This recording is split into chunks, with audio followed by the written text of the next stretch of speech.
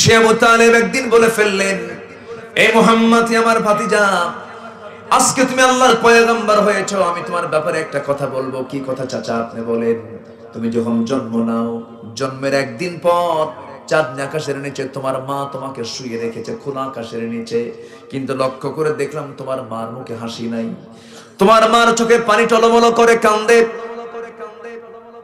তোমার মার কান্নার কারণ বুঝতে পেরেছি, কারণ সন্তান জন্ম নিলে পরে সবচাইতে যে লোকটা বেশি খুশি হবে সেই লোকটা তো দুনিয়াতে বেঁচে নাই। আমার নবীর জন্মের 6 মাস পূর্বে আমার নবীর বাবা ইন্তেকাল করেন। আমার নবী পৃথিবীর জমিনে আসার 6 মাস পূর্বে তার বাবা দুনিয়া থেকে বিদায় নেন। মার চোখে পানি, মার চোখে শুধু পানি, শুধু গড়ে গড়ে পড়ে। আমার নবী নবজাতক শিশু তাকে দোলনায় খোলা আকাশের নিচে শুয়ে রেখেছে। আবু তালেব বলছেন, শোনো, এই সিচুয়েশন আমি তোমাকে দেখতে গেলাম, চাঁদ আকাশের নিচে আমি দেখতে পেলাম তুমি একাকী শুয়ে আছো, তোমার মা একটু দূরে দূরে, মন টন খারাপ। আমি লক্ষ্য করে দেখি তুমি তোমার ডান হাতটা নাড়াও, আকাশের চাঁদ তোমার ডান হাতে এসে পড়ে। সুবহানাল্লাহ। তুমি বাম হাতটা নাড়াও, বাম হাতে আকাশের চাঁদ এসে পড়ার মতো হয়ে যায়। যখন তুমি ডান দিকে তাকাও, বাম দিকে তাকা চাঁদ ডান দিকে চলে যায়। ডান দিকে যখন তুমি তাকাও, বাম দিকে তাকা চাঁদ ডান দিকে চলে যায়। রাসূল বলছেন, চাচা আপনি সেদিন সেই রাতে যা দেখেছেন সত্যি তাই দেখেছেন। আমার মা মনক্ষুণ্ণ হয়ে আছেন, আমার মার মন মরা মন, আমার মার মুখে হাসি নাই আমার বাবার জন্য। আমার মা কান্দে, আমার মা আমার কাছে আসতে পারে না, মনটা খারাপ হয়ে থাকে তার। এই জন্য আল্লাহ রাব্বুল আলামিন আমার জন্য ওই চাঁদটাকে সেই রাতের জন্য খেলনা বানায় দিয়েছিলেন। সুবহানাল্লাহ। একটু আস্তে করুন সুবহানাল্লাহ, জোরে বলুন সুবহানাল্লাহ। আজকে চাঁদের দেশে মানুষ যায় আর আমার নবীর জন্য আল্লাহ চাঁদটাকে খেলনা বানায়। সুবহানাল্লাহ, জোরে বলুন সুবহানাল্লাহ। আমার নবীজি নখ দিয়ে ইশারা করে আকাশের চাঁদ টুকরো টুকরো হয়ে যায়। ঠিক ইনশাক্কাল কামার। আমার নবীজির মনক্ষুণ্ণতা খাদিজা নাই, আমার নবীজির মনক্ষুণ্ণতা আবু তালেব দুনিয়া থেকে দুজনে বিদায় নিয়েছেন। সবচেয়ে কাছের মানুষ খাদিজা, সবচেয়ে কাছের মানুষ আবু তালেব, দুইজনে যখন দুনিয়া থেকে বিদায় নিলেন 3 দিন ব্যবধানে, নবীজির মনক্ষুণ্ণতা ভালো লাগে না, বিষণ্ণতা, একাকী কেমন যেন লাগতেছে তার। রাতের বেলা ঘুমাতে যান, হাতটা গায়ে দেন, খাদিজা নাই, বুকটা খান খান হয়ে যায়। রাসূল মাঝে মাঝে বলতেন, আমার খাদিজা যদি আমার জীবনের শেষ নিঃশ্বাস পর্যন্ত বেঁচে থাকতো, আল্লাহ পাক আমাকে দ্বিতীয় কোনো বিবাহের অর্ডার দিতেন না। তার জীবন যৌবন পার করেছেন 24টা বছর খাদিজার সাথে, সমস্ত সন্তানগুলো সব খাদিজার পেটে। আমার নবীজি বাকি যে বিয়েগুলো করেছেন অনেকে বুঝেন না, না বুঝে অনেকে অনেক মন্তব্য করেন। আমার নবীজি বাকি বিয়েগুলো করেছেন 50 বছরের পরে। এই বিয়েগুলো করার পিছনে ইঙ্গিত দিয়েছেন কে? আল্লাহ দিয়েছেন। যৌবন কি 50 বছরের পরে আসে না, তার আগেই যৌবন থাকে। যৌবনটা পার করলেন বিধবার সাথে। 3টা স্বামী, তিনি এর আগে তার 3টা স্বামী ছিলেন। 3 স্বামী দুনিয়া থেকে বিদায় নেওয়ার পর 4র্থ স্বামী ছিলেন মুহাম্মদ সাল্লাল্লাহু আলাইহি ওয়াসাল্লাম। 3 স্বামী তারা দুনিয়া থেকে বিদায় নেওয়ার পর রাসূলকে খাদিজার পছন্দ হয়ে গেল। রাসূলকে প্রস্তাব দেওয়া হলো। রাসূল চাচার কাছে গিয়ে বললেন, চাচা প্রস্তাব দিয়েছে কে? খলিলের কন্যা খাদিজা। সঙ্গে সঙ্গে আবু তালেব বলেছেন, মুহাম্মদের আমার জানা মতে এই মক্কা নগরের সবচেয়ে পুত পবিত্র নারী যদি থাকে একমাত্র খাদিজাই আছে। জোরে বলি সুবহানাল্লাহ। সেই খাদিজা নাই, সে আবু তালেব নাই। নবীজির দুজন সবচেয়ে ফেভারিট মানুষ, যদিও কাফের ছিলেন, কিন্তু আমার নবীজির ডানে থেকে বামে থেকে সামনে থেকে পিছন থেকে বলতো, আবু জেহেল খবরদার, আমার ভাতিজা মুহাম্মাদের উপরে চোখ রাঙ্গায় কথা বললে চোখ তুলে ফেলবো। আল্লাহু আকবার বলো, জোরে বলেন আল্লাহু আকবার। একটা কথা তুই বলতে পারবি না। সে আবু তালেব দুনিয়া থেকে বিদায় নিলেন, খাদিজা দুনিয়া থেকে বিদায় নিলেন। আল্লাহ বলছেন, জিবরাইল তাড়াতাড়ি চলে যাও, আমার হাবিবের খুব কষ্ট হচ্ছে। আমার হাবিবকে আর দুনিয়ার কোথাও রাখবো না, কিছুদিনের জন্য আমার বাড়ির মেহমান বানায় নিলাম। জোরে কোন সুবহানাল্লাহ। আমার নবীজি আমার আল্লাহর বাড়িতে চলে গেলেন। আল্লাহর বাড়ি আছে না নাই? আছে। আরশে কুরসি আছে না নাই? আছে। ওয়াসিআ কুরসিয়ুহুস সামাওয়াতি ওয়াল আরদ ওয়া লা ইয়াউদুহু হিফযুহুমা ওয়া হুয়াল আলিয়্যুল আযীম। জোরে আল্লাহু আকবার। আমার ভাইরা, সেই নবীজি যখন সিদ্ধান্ত হয়ে গেল আল্লাহ তাকে তার বাড়িতে দাওয়াত দিবেন, এমন একটা ফ্লাইট তার জন্য বরাদ্দ হলো। সেই ফ্লাইট কি দুনিয়ার কোনো বানানো ফ্লাইট নাকি? না। কেউ আবিষ্কার করেছে নাকি? না। রাইট ভ্রাতৃদ্বয় তো দুনিয়াতে 100 বছর আগে বানালো বিমান। না। এই 100 বছর আগের বিমান, আর সে 100 বছর কেন 1500 বছর আগে আমার নবীজির জন্য স্পেশাল একটা ফ্লাইট পাঠানো হলো। চোখের পলকে মসজিদে হারাম থেকে মসজিদ আকসায় চলে গেছেন। মসজিদ আকসা থেকে সামনে একটা সিঁড়ি দেওয়া হলো, সিঁড়িতে চললেন, প্রথম আসমান পার হয়ে গেলেন, দ্বিতীয় আসমান পার হলেন, তৃতীয় আসমান পার হলেন। চাঁদের দেশে যাই বিশাল বড় বিজ্ঞানী হয়ে গেছে। আর সূর্যের হিসাবটা দিয়ে বলে পৃথিবী থেকে সূর্যের আকার হলো 13 লক্ষ গুণ বড়। এটা একটা আন্দাজে কথা, এটা একটা অনুমান নির্ভর কথা। কারণ সূর্যের ধারে পাশেই মানুষ যেতে পারবে না কখনো, কারণ সূর্যের তাপের কাছে মানুষ অসহায়, ঢুকবে কেমনে, যাওয়া সম্ভব না। সেই সূর্যটা কোথায়, সেই চাঁদটা কোথায়, আর সে আকাশটা কোথায়? এই বিশাল মহাশূন্য পাড়ি দিয়ে আল্লাহ রাব্বুল আলামিন আমার রাসূলকে নিয়ে গেলেন। প্রথম আসমান পার করলেন, দ্বিতীয় আসমান পার করলেন, তৃতীয় আসমান পার করলেন, 7টা আসমান পার করে সিদরাতুল মুনতাহা পার করে আরশ আজিম পর্যন্ত চলে গেলেন। সেই নবী আমার কত বড় মহা মহা মহা মহা বিজ্ঞানী! আল্লাহু আকবার। একটু আস্তে করুন সুবহানাল্লাহ, আরো জোরে বলুন সুবহানাল্লাহ। আমার ভাইরা, সেই রাসূলকে আমরা যদি চিনতে চাই, সেই রাসূলকে আমরা যদি বুঝতে চাই, কোরআনটা আমরা বেশি করে পড়বো। জোরে বলি ইনশাআল্লাহ, আরো জোরে বলি ইনশাআল্লাহ। আল্লাহ রাব্বুল আলামিন আজকে চ্যালেঞ্জ দেন নাই, আজ থেকে 1500 বছর আগে চ্যালেঞ্জ শুনেছেন গোটা বিশ্ববাসীর সামনে। কোরআন তো সেই সময় নাজিল হয়েছিল যে সময় কবি সাহিত্যিকদের বিশাল বড় একটা ডিমান্ড ছিল, দাম ছিল। ওই যুগে একজন কবির সামনে আরেকজন কবি 1000 লাইনের কবিতা যদি নতুন করে লিখে যদি তার সামনে বলে ফেলতো, আরেক কবি একবার মাত্র শুনেই মুখস্থ, একবার শুনেই তার মুখস্থ হয়ে যেত, আর বলতো এই কবিতা তো আমি আরো অনেক আগে শুনেছি। এত ধী অনুভূতি সম্পন্ন, এত চৌকস মেধাবী লোক সেই যুগে ছিল। সেই কবি সাহিত্যিকদের যুগে আল্লাহ রাব্বুল আলামিন আমার রাসূল কেমন কিতাব উপহার দিলেন। এই কিতাব নাজিলের পর পৃথিবীর ওই সময়ের সমস্ত কবি সাহিত্যিকদের মুখে তালা মারা হয়েছিল, সবার মুখ তালাবদ্ধ হয়েছিল। যেটা কি শুনলাম, এটা কোন কালাম আমরা শুনলাম? এমন সুন্দর তার রচনা, এমন সুন্দর তার উদ্ভাবনী, এমন সুন্দর তার বিশ্লেষণী, এত সুন্দর তার রচনা পদ্ধতি, এটা পৃথিবীর কোনো মানুষ রচনা করতে পারে না। সুবহানাল্লাহ বলবেন না? 30তম পারার দিকে যদি চলে যাই, কি সুন্দর ছন্দ দিয়ে আল্লাহ রাব্বুল আলামিন শেষ করেছেন। সবচেয়ে ছোট্ট সূরা, যারা পারেন আমার সঙ্গে ঠোঁট মিলিয়ে মিলিয়ে বলুন, ইন্না আ'তাইনাকাল কাউসার ফাসাল্লি লিরাব্বিকা ওয়ানহার ইন্না শানিআকা হুয়াল আবতার। সব আয়াতের শেষে র শব্দ আছে না নাই? র দিয়ে মিল দিয়েছেন। সূরা ইখলাসের দিকে চলে যান, সব আয়াতের শেষে দাল দিয়ে শেষ করে দিয়েছেন। কুল হুয়াল্লাহু আহাদ আল্লাহুস সামাদ লাম ইয়ালিদ ওয়া লাম ইউলাদ ওয়া লাম ইয়াকুল লাহু কুফুয়ান আহাদ। সূরা নাসের দিকে চলে যান, সব আয়াতের শেষে সিন দিয়ে শেষ করেছেন। সবাই বলুন, قل أعوذ برب الناس ملك الناس إله الناس من شر الوسواس الخناس الذي يوسوس في صدور الناس من الجنة والناس। جربنا الله أكبر। কি আয়াত আল্লাহ রাব্বুল আলামিন মিল করে দিয়েছেন।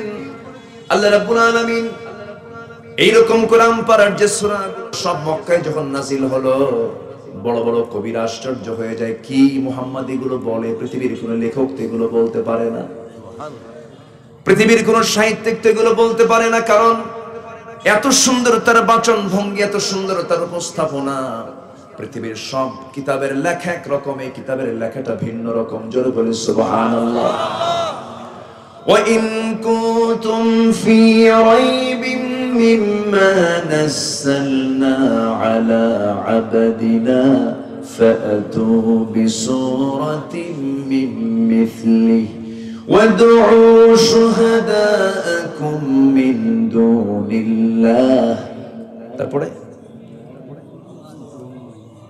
ইন কুনতুম সাদিকিন। আল্লাহু আকবার।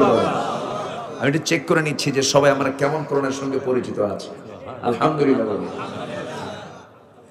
এরপরে বলেছেন ফাইন লাম তাফআলু ওয়া লা তাফআলু ফাত্তাকুন নার। জোরে বলি আল্লাহু আকবার। পারবা না, কখনো পারবা না। লাম তাফআলু, কখনো সম্ভব না। আরেক জায়গায় বলছেন কুল ইন জাতামাআতিল ইনসু ওয়াল জিন্নু আলা আন ইয়াতু বিমিসলি হাযাল কুরআন। জোরে বলি আল্লাহু আকবার। গোটা পৃথিবী ইনসান এবং জিনেরা যদি একত্রিত হয়ে কোরআনের মতো কোরআন যদি রচনা করতে যায়, কিয়ামত হয়ে যাবে। একটা আয়াতের মতো একটা আয়াত কেউ রচনা করতে পারবে না। জোরে বলি সুবহানাল্লাহ। যার প্রতিটি শব্দ কিতাব, যার প্রতিটি আয়াত কিতাব, যার প্রতিটি হরফ কিতাব। দেখেন সূরা আনকাবুতের শুরুতে আল্লাহ রাব্বুল আলামিন কি চ্যালেঞ্জ মেরে দিলেন, ছোট্ট 3টা হরফ দিয়ে একটা আয়াত সম্পূর্ণ করলেন। আলিফ লাম মিম। সূরা বাকারার শুরুতে আছে না নাই? আছে। 29টি সূরার শুরুতে আল্লাহ রাব্বুল আলামিন আয়াতে মুতাশাবিহাত, হুরুফে মুকাত্তাআত, এই সমস্ত আয়াতগুলো দিয়ে চ্যালেঞ্জ দিয়ে বললেন, বান্দা কত বড় ভাষাবিদ হয়েছে, কত বড় বিশাল বড় ভাষাবিদ হয়ে অহংকার করো। এই যে আমি আয়াতগুলো দিলাম, এই যে আমি হুরুফগুলো দিলাম, এই যে আমি বিচ্ছিন্ন অক্ষরগুলো দিয়ে আয়াত বানিয়ে দিলাম, কিয়ামত হয়ে যাবে। পৃথিবীর কোনো ভাষাবিদ এই সমস্ত আয়াতের রহস্য উন্মোচন করতে পারবে না। জোরে বলে সুবহানাল্লাহ। সকল ভাষার মালিক কে? আল্লাহ। আসতে বলবেন না কে? আল্লাহ। সকল ভাষার ভিতরে শ্রেষ্ঠ ভাষা কোনটা? কোরআন। কোন ভাষা? আরবি ভাষা। কোরআন কি ভাষা? আরবি। আমার নবীর মাতৃভাষা কি ছিল? আরবি। আরবি। জান্নাতের ভাষা কি? আরবি। আরো জোরে? আরবি। পৃথিবীর প্রথম মানুষের ভাষাও কি? আরবি। আরবি। কিন্তু এত ভাষা আসলো কেমনে? প্রথম মানুষ আদম আলাইহিস সালাতু ওয়াস সালাম এবং হাওয়া আলাইহিস সালাতু ওয়াস সালাম, তারা দুজনেই কোথায় ছিলেন? জান্নাতে। জান্নাতের ভাষা কি? আরবি।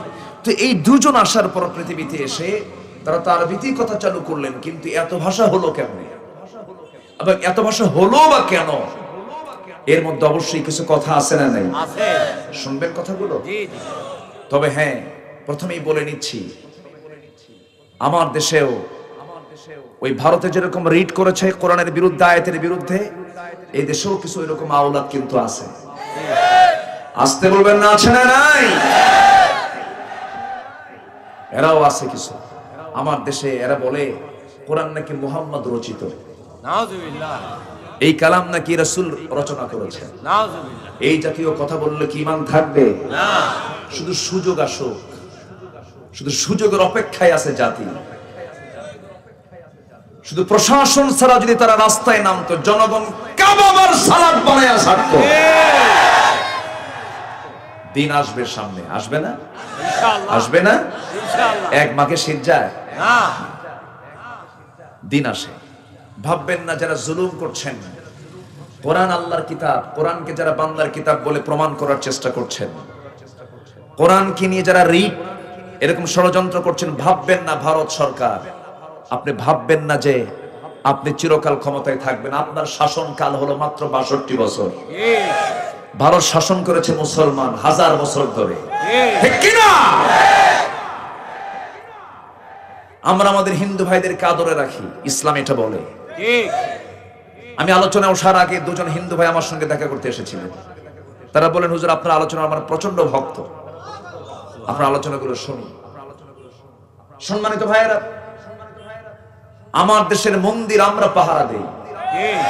মন্দির তারাই ভাঙতে যায় যারা মুসলমান হতে পারে না। মুসলমান মন্দির পাহারা দেবে, সকল ধর্মের স্বাধীনতা ইসলাম নিশ্চিত করে দিয়েছে। ঠিক। লাকুম দীনুকুম ওয়ালিয়া দিন, লা ইকরাহা ফিদ্দীন। দ্বীনের ব্যাপারে কোনো জবরদস্তি করা যাবে না, যে যার দিন যে যার ধর্ম পালন করবে, কিন্তু ইসলাম ধর্ম মেনে তুমি অন্য ধর্মের প্রশংসা করতে পারবে না। ইসলাম সর্বশ্রেষ্ঠ ধর্ম বললে ভুল হবে। ইসলাম সর্বশ্রেষ্ঠ ধর্ম নয়, ইসলাম একমাত্র ধর্ম। ঠিক। কি কথা কি বোঝা গেল? ইসলাম কি একমাত্র। একমাত্র ধর্ম। সর্বশ্রেষ্ঠ বললে অন্য ধর্মকে জায়েজ স্বীকার করে নিয়ে এটাকে সর্বশ্রেষ্ঠ আখ্যা দেওয়া। ঠিক। কোরআনকে সর্বশ্রেষ্ঠ কিতাব বললে অন্য কিতাবকে শ্রেষ্ঠত্বের মর্যাদা দিয়ে কাতারে নিয়ে এসে কোরআনকে সর্বশ্রেষ্ঠ বলা না। কোরআন সর্বশ্রেষ্ঠ কিতাব নয়, কোরআন একমাত্র কিতাব। যালিকাল কিতাব, যালিকাল কিতাব, কোরআন একমাত্র কিতাব। এখানে কি আল্লাহ পাক সর্বশ্রেষ্ঠ বলেছেন? না। যালিকাল কিতাব। কিতাব, এটা একমাত্র কিতাব। ইন্নাদ দীন ইনদাল্লাহিল ইসলাম, আল্লাহর কাছে একমাত্র দ্বীন ইসলাম। ঠিক কি না? আমার দেশে বহু মুসলমান অন্য ধর্মের প্রশংসা করতে করতে যেন ওই ধর্ম সে গ্রহণ করে ফেলছে। এরকম বেকায়দার কিছু আছে না নাই? আছে না নাই? আপনি আপনার ধর্মের প্রশংসা করবেন, অন্য ধর্মের প্রশংসা করবেন না, দুর্নামও করবেন না। অন্য ধর্ম কিনা আমরা কোনো বাজে কথা বলতে যাব না। ইসলাম এটা মানা করে দিয়েছে, লা তাসুব্বুল আসনাম, তোমরা কোনো মূর্তিকে গালি দিও না। তোমরা তাদের মূর্তিকে গালি দিবে, তারা তোমাদের আল্লাহকে গালি দিবে। অতএব ইসলাম এগুলোকে মানা করে দিয়েছে, যে যা ধর্ম পালন করবে। কিন্তু ধর্ম আল্লাহর কাছে কয়টা? একটা। একমাত্র জীবন বিধান কয়টা? একটা। অরিজিন কয়টা হয়? একটাই হয়। আমার ভাইয়েরা, আমার বন্ধুগণ, একটু কান লাগান, মনোযোগ দিয়ে শোনার চেষ্টা করি। আমরা নবী পেয়েছি শ্রেষ্ঠ, কোরআন পেয়েছি শ্রেষ্ঠ, কিতাব শ্রেষ্ঠ পেলাম, নবী শ্রেষ্ঠ পেলাম। উম্মত আমরা কি উম্মত বলেন? শ্রেষ্ঠ উম্মত। কুনতুম খায়রা উম্মাতিন উখরিজাত লিন-নাসি তা'মুরুনা বিল মা'রুফি ওয়া তানহাউনা 'আনিল মুনকার। জোরে বলি আল্লাহু আকবার। ওয়ালতাকুম মিনকুম উম্মাতুন ইয়াদউনা ইলাল খায়র ওয়া ইয়া'মুরুনা বিল মা'রুফি ওয়া ইয়ানহাউনা 'আনিল মুনকার। তোমাদের ভিতরে এমন একটি দল থাকা দরকার, যে দল শুধু দুইটা কাজ করবে, কি? সৎ কাজের আদেশ দেবে, অসৎ কাজের বাধা দেবে। তোমরা শ্রেষ্ঠ জাতি, মানুষের কল্যাণের জন্য পৃথিবীতে পাঠানো হয়েছে। তোমরা কি করবে? সৎ কাজের আদেশ দেবে, অসৎ কাজের বাধা দেবে। এই দুইটি হুকুম যদি আজকে মুসলিম উম্মাহ যদি পালন করত, একজনের বউ আরেকজন ভাগায় নিয়ে যেতে পারতো না। ঠিক কি না? এই ভাগাভাগি এখন শুরু হয়েছে না? এরকম কার বউ খেয়ে নিয়ে যায়, এগুলো হতো না। নোংরামিগুলো হতো না, পাপ কাজগুলো হতো না, চুরিগুলো হতো না, জেনাগুলো হতো না, অকাম কুকাম গুলো সব বন্ধ হয়ে যেত। কিন্তু আল্লাহ পাক আমাকে পাঠালেন কি জন্য? আমরা কি করতেছি? আল্লাহ রাব্বুল আলামিন আমাকে আপনাকে পাঠিয়েছেন দুনিয়াতে কার হুকুম মানার জন্য?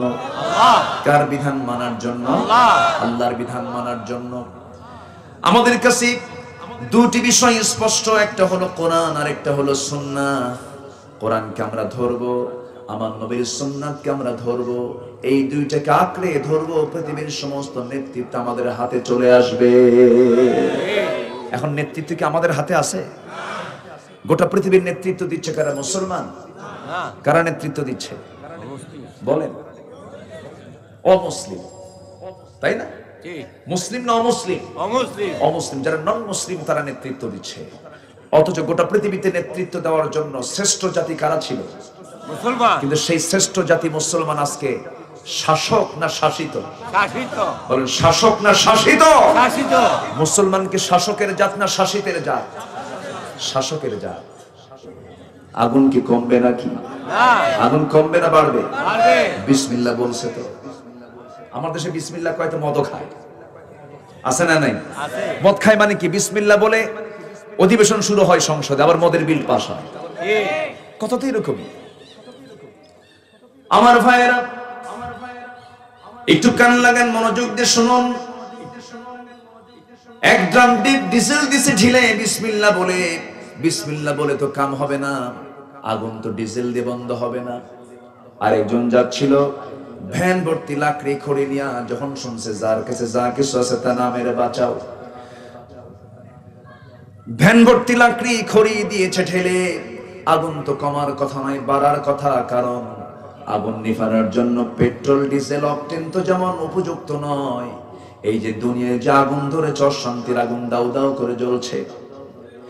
এই যে আজকে গোটা পৃথিবী লকডাউনে, কেন কি জন্য একটু পরে আসতেছি আমার ভাইরা। এই যে গোটা পৃথিবীতে অশান্তির আগুন দাউ দাউ করে জ্বলছে, এই অশান্তির আগুনকে বন্ধ করার জন্য দুনিয়ার কোন আইন দিয়ে হবে না।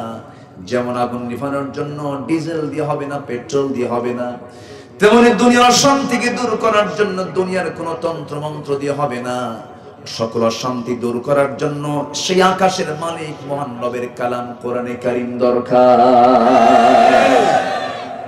এটাই তো জাতিকে বোঝানো গেল না। যখনই বলি জাতীয় কথা, তখনই বলে যে মৌলবাদী শুরু হয়েছে। মৌলবাদী, উগ্রবাদী, কট্টরপন্থী, রক্ষণশীল, এই জাতীয় কথাগুলো বলে বলে আজকে কানকে ভারী করে দেওয়া হচ্ছে। ইসলামকে সন্ত্রাসী, জঙ্গিবাদের ধর্ম, জঙ্গিবাদ বলে আখ্যা দেওয়া হচ্ছে। জিহাদকে জঙ্গির সঙ্গে তুলনা করা হচ্ছে। এই সমস্ত অপপ্রচারগুলো আছে না নাই? আসতে বলবেন না, আছে না নাই? আছে। অথচ আপনি গোটা পৃথিবীর যুদ্ধের জরিপ যদি করতে যান, এক হিটলারই তো দ্বিতীয় বিশ্বযুদ্ধে 60 লক্ষ ইহুদিকে হত্যা করেছে। হত্যার ইতিহাস মুসলমানদের ইতিহাসে নাই, হত্যার ইতিহাস আছে আমেরিকা, ইউরোপের ইতিহাসে। আপনি জরিপ করে দেখেন, পৃথিবীতে সবচেয়ে কম রক্তপাতহীন বিজয় এনেছেন মুহাম্মদ সাল্লাল্লাহু আলাইহি ওয়াসাল্লাম।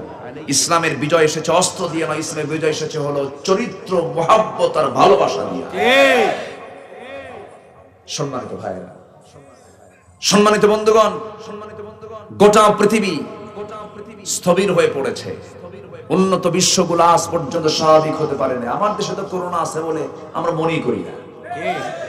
আল্লাহ আমাদের বাঁচায়, আলহামদুলিল্লাহ। জোরে বলে আলহামদুলিল্লাহ।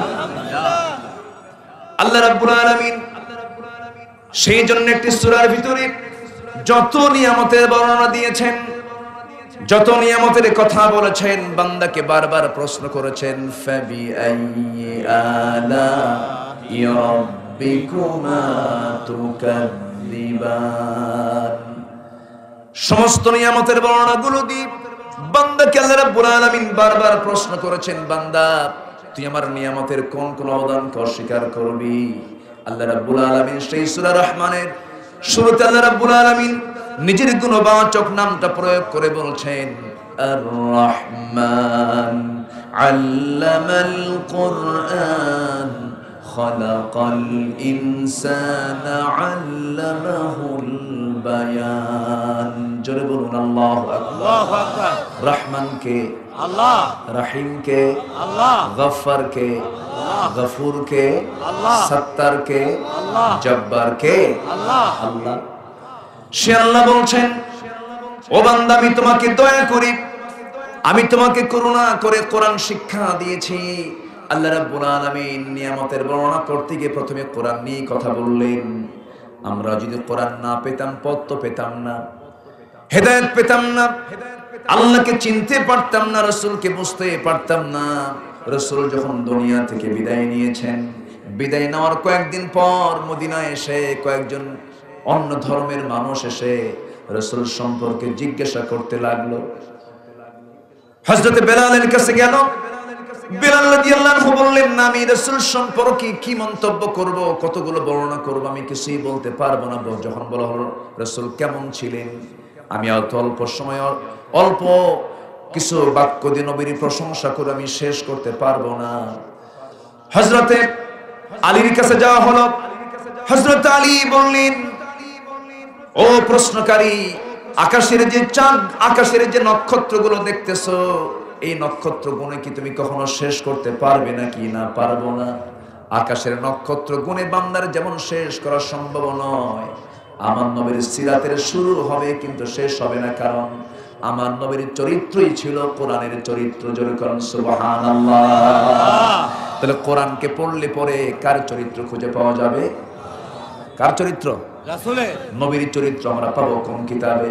তাহলে কোরআন পড়লে পরে আল্লাহর পরিচয় পাবো, নবীর পরিচয়ও পেয়ে যাব।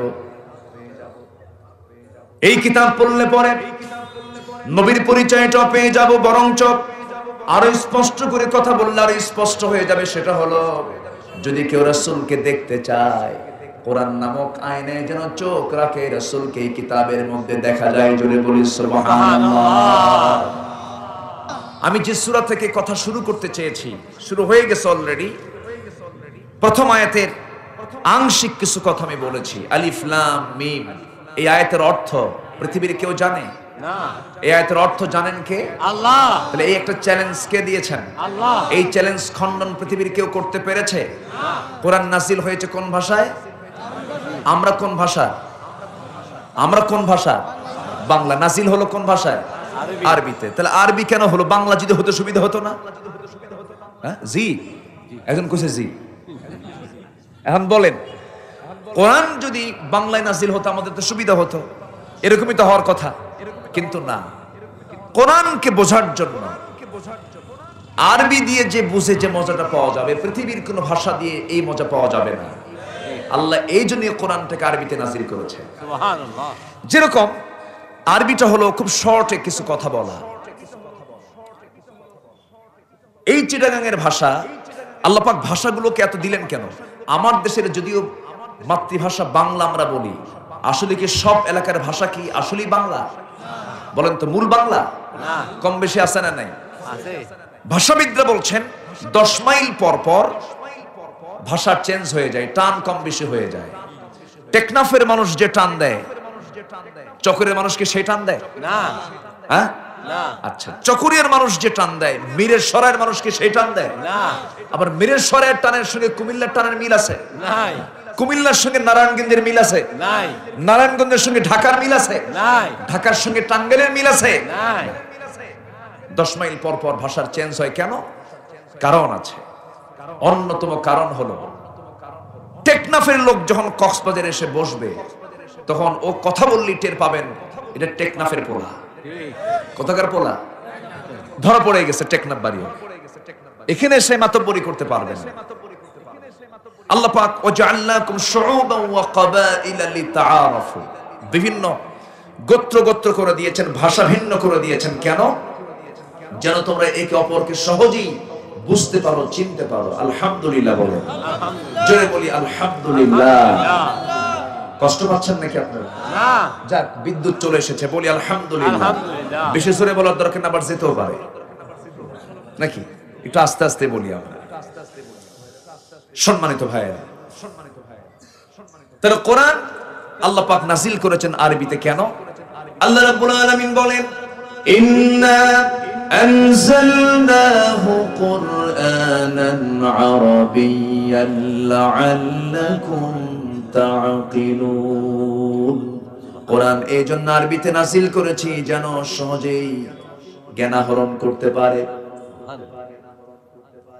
আরবিতে অনেক কথা শর্টে হয়ে যায়। বাংলায় যেমন একটা পুরো শব্দ বলতে গেলে বলতে হয়, ভাইজান আমার কাছে এখানে এসে বসুন, আর আপনার ভাষায় বলে ইক্কে বইয়ুন। ঠিক আছে না? কি বলে? ইক্কে বইয়ুন। তাহলে কি দেখেন, আমার এই পাশে এসে বসুন কত সময় লাগতেছে, আর আপনি কি বললেন? ইক্কে বইয়ুন। তাহলে শর্টে এত তো বলার সময় নাই। তা আল্লাহ আরবিতে এটাকে চয়েস করার কারণ হলো, আমি তোমাকে ভালোবাসি। কত লম্বা! আরবি হলো আহিব্বুক, আমি তোমাকে ভালোবাসি। সুবহানাল্লাহ বলুন। তো আরবিতে আল্লাহ পাক নাজিল করার কারণ হচ্ছে যে অনেকগুলো কথার সমষ্টিকে আল্লাহ পাক এক জায়গায় করেছেন। সুবহানাল্লাহ। জোরে বলি সুবহানাল্লাহ। আমার বন্ধুগণ, কোনো কিছু বাদ পড়েনি এই কিতাব থেকে। মা ফারাতনা ফিল কিতাবি মিন শাই। আবার আরেক জায়গায় বলছেন, ওয়ালা আসগর মিন যালিকা ওয়ালা আকবার ইল্লা ফি কিতাবিন মুবিন। এমন কোন ছোট বিষয় নাই, এমন কোন বড় বিষয় নাই এমন কিছু নাই যা কিছু বাদ পড়েছে, সব কিছু বলে দিয়েছেন কে? আল্লাহ। এই যে সূরা থেকে আমি আজকে কথা বলছি, সেই সূরার নাম হলো সূরাতুল আনকাবুত, মানে হলো মাকড়সা। কি? মাকড়সা একটা প্রাণীর নাম, আছে না নাই? আছে। মাকড়সার বাড়ি দেখছেন তো? কি তার কৌণিক মাপ, কি তার স্কেল! এত সুন্দর করে বাড়ি বানায়, বাড়ি বানাতে কয় মাস লাগে? কয় মাস লাগে? কয়দিনও লাগে নাকি? শুধুমাত্র ইচ্ছা করতেছে বাড়িটা বানাবো, একটা চক্কর মারে এমন সুন্দর করে বাসা বানায়। আমার আপনার বাড়ি বিমগুলো আঁকা বাঁকা হতে পারে, কম বেশি হয়ে যেতে পারে, কিন্তু ওর যে স্কেল গুলো মাপ দিয়েছে এমন সূক্ষ্ম করে মাপ, কোন স্কেলও ধরা লাগলো না, শুধু একটা চক্কর মারে ঘুরে ফিরে আসে, সুন্দর একটা বাসা বানায় ফেলে। আল্লাহু আকবার বলে। আমার বন্ধুগণ, ছোট্ট একটা মাথা দিয়ে কত সুন্দর বাসা বানিয়ে ফেললো। সেই প্রাণীর নামে আল্লাহ রাব্বুল আলামিন সূরা দিয়েছেন। মৌমাছির নামে সূরা আছে না নাই? আছে। ওয়া আওহা ইলান নাহলি আন ইত্তাখিযি মিনাল জিবালি বুয়ুতা। জোরে বলুন আল্লাহু আকবার। আল্লাহু আকবার। রোগ দিয়েছেন কে? আবার ওষুধ দিয়েছেন কে? একটা ওষুধ আছে পৃথিবীর সমস্ত রোগের ঔষধ, সে ওষুধের নাম কি বলেন? মধু। বলেন মধু। বলেন বলেন বলেন। মধু। মধু। একটা ওষুধ দিয়েছেন, এই ওষুধটা যদি অরিজিনাল হয়ে থাকে, খাঁটি মধু যদি হয়ে থাকে, সেই মধুর কার্যকারিতা কে রেখে দিয়েছেন? আল্লাহ রাসূল বলেছেন, মধু এবং কালো জিরা যদি কেউ নিয়মিত খেতে পারে, মৃত্যু রোগ ছাড়া সমস্ত রোগের ঔষধ আমি আল্লাহ এই দুইটা ওষুধের মধ্যে রেখে দিয়েছি। সুবহানাল্লাহ। আমার ভাইয়েরা, এবং আল্লাহ রাব্বুল আলামিন মধুর সম্পর্কে কোরআনেও বলে দিয়েছেন, সমস্ত রোগের ঔষধ ফিহি শিফাউল লিন্নাস। আল্লাহ পাক এটাকে শেফা করে দিয়েছেন প্রতিটি মানবের জন্য। কিন্তু সেই মধুটাকে আল্লাহ রাব্বুল আলামিন কত সুন্দর করে বানিয়ে দিলেন, কত সুন্দর করে জানিয়ে দিলেন। ওই মৌমাছিকে বলছেন, ওয়া আওহা ইলান নাহলি আন ইত্তাখিযি মিনাল জিবালি বুয়ুতা। ও মৌমাছি, তুমি কি করবে? সুন্দর গাছের ডালে, পাহাড়ের পাদদেশে, বড় বড় ইমারতের কর্নারে গিয়ে সুন্দর করে বাসা বানাবে, মৌচাক বানাবে। এই ইঙ্গিত দিচ্ছেন পুরুষ মৌমাছিকে নয়, মহিলা মৌমাছিকে, রানী মৌমাছিকে। আনিত্তাখিযি মুয়ান্নাসের সিগা। রানী মৌমাছিকে অর্ডার দিলেন, সুন্দর করে সে বাসা বানালো। বাসা বানানোর পর তো সেই মৌচাকে তো মধুর দরকার। পুরুষ কর্মী মৌমাছির, পুরুষ মৌমাছির কাজ হলো সে ফুলে বসবে, ফলে বসবে, বিভিন্ন জায়গা থেকে রসগুলোকে পেটের মধ্যে তুলে নিয়ে সে চলে আসবে। এরপরে সে যখন সেই মৌচাকের মধ্যে ঢুকতে যাবে, মৌমাছির মধ্যে তিনটা ক্লাস আছে। একটা হলো রানী মৌমাছি, একটা হলো পুলিশ মৌমাছি, মানে অ্যাডমিনিস্ট্রেশন তারা চালায়, প্রশাসনের জন্য দায়িত্বে নিয়োজিত মৌমাছি। আরেকটা হলো ওয়ার্কার মৌমাছি, পুরুষ মৌমাছি। এই সমস্ত মৌমাছিগুলো মধু সংগ্রহ করবে। আর পুলিশ মৌমাছি করবে কি? সে ওই মৌচাকের দরজায় দাঁড়ায় থাকবে।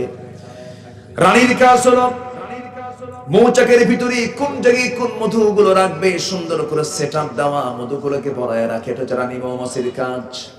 আল্লাহ রাব্বুল আলামিন এত সুন্দর ডিপার্টমেন্ট দিয়েছেন মৌমাছির কাছে, কারণ মানুষকে দিলে ভেজাল বানাবে।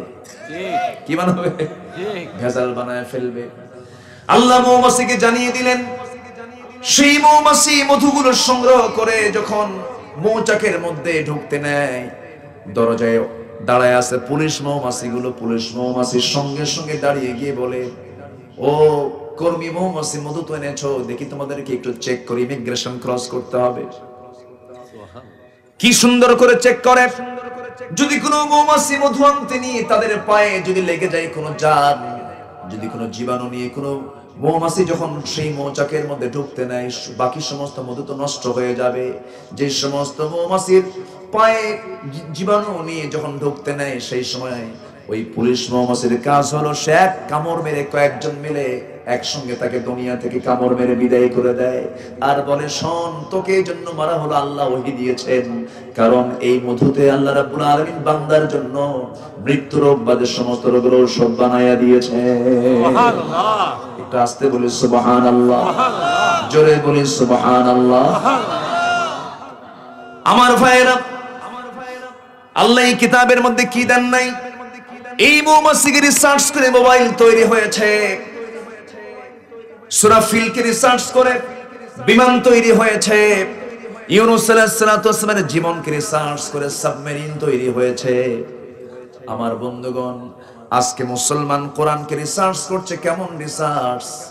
ঈদের জামাতের ঈদের 2 রাকাত ওয়াজিব নামাজ পড়তে গিয়া তাকবীর কয়টা লাগবে? 6 তাকবীর না 12 তাকবীর? কি রিসার্চ দেখেন, আছে না নাই? এটা কি কোনো রিসার্চ? এটা কোনো রিসার্চ? মুসলমান গবেষণা করতেছে 6 তাকবীরে নামাজ পড়বো না 12 তাকবীরে নামাজ পড়বো। মুসলমান রিসার্চ করতেছে যে মশার রক্ত গায়ে লাগলে উযু থাকবে না উযু থাকবে না। বুঝেন নাই?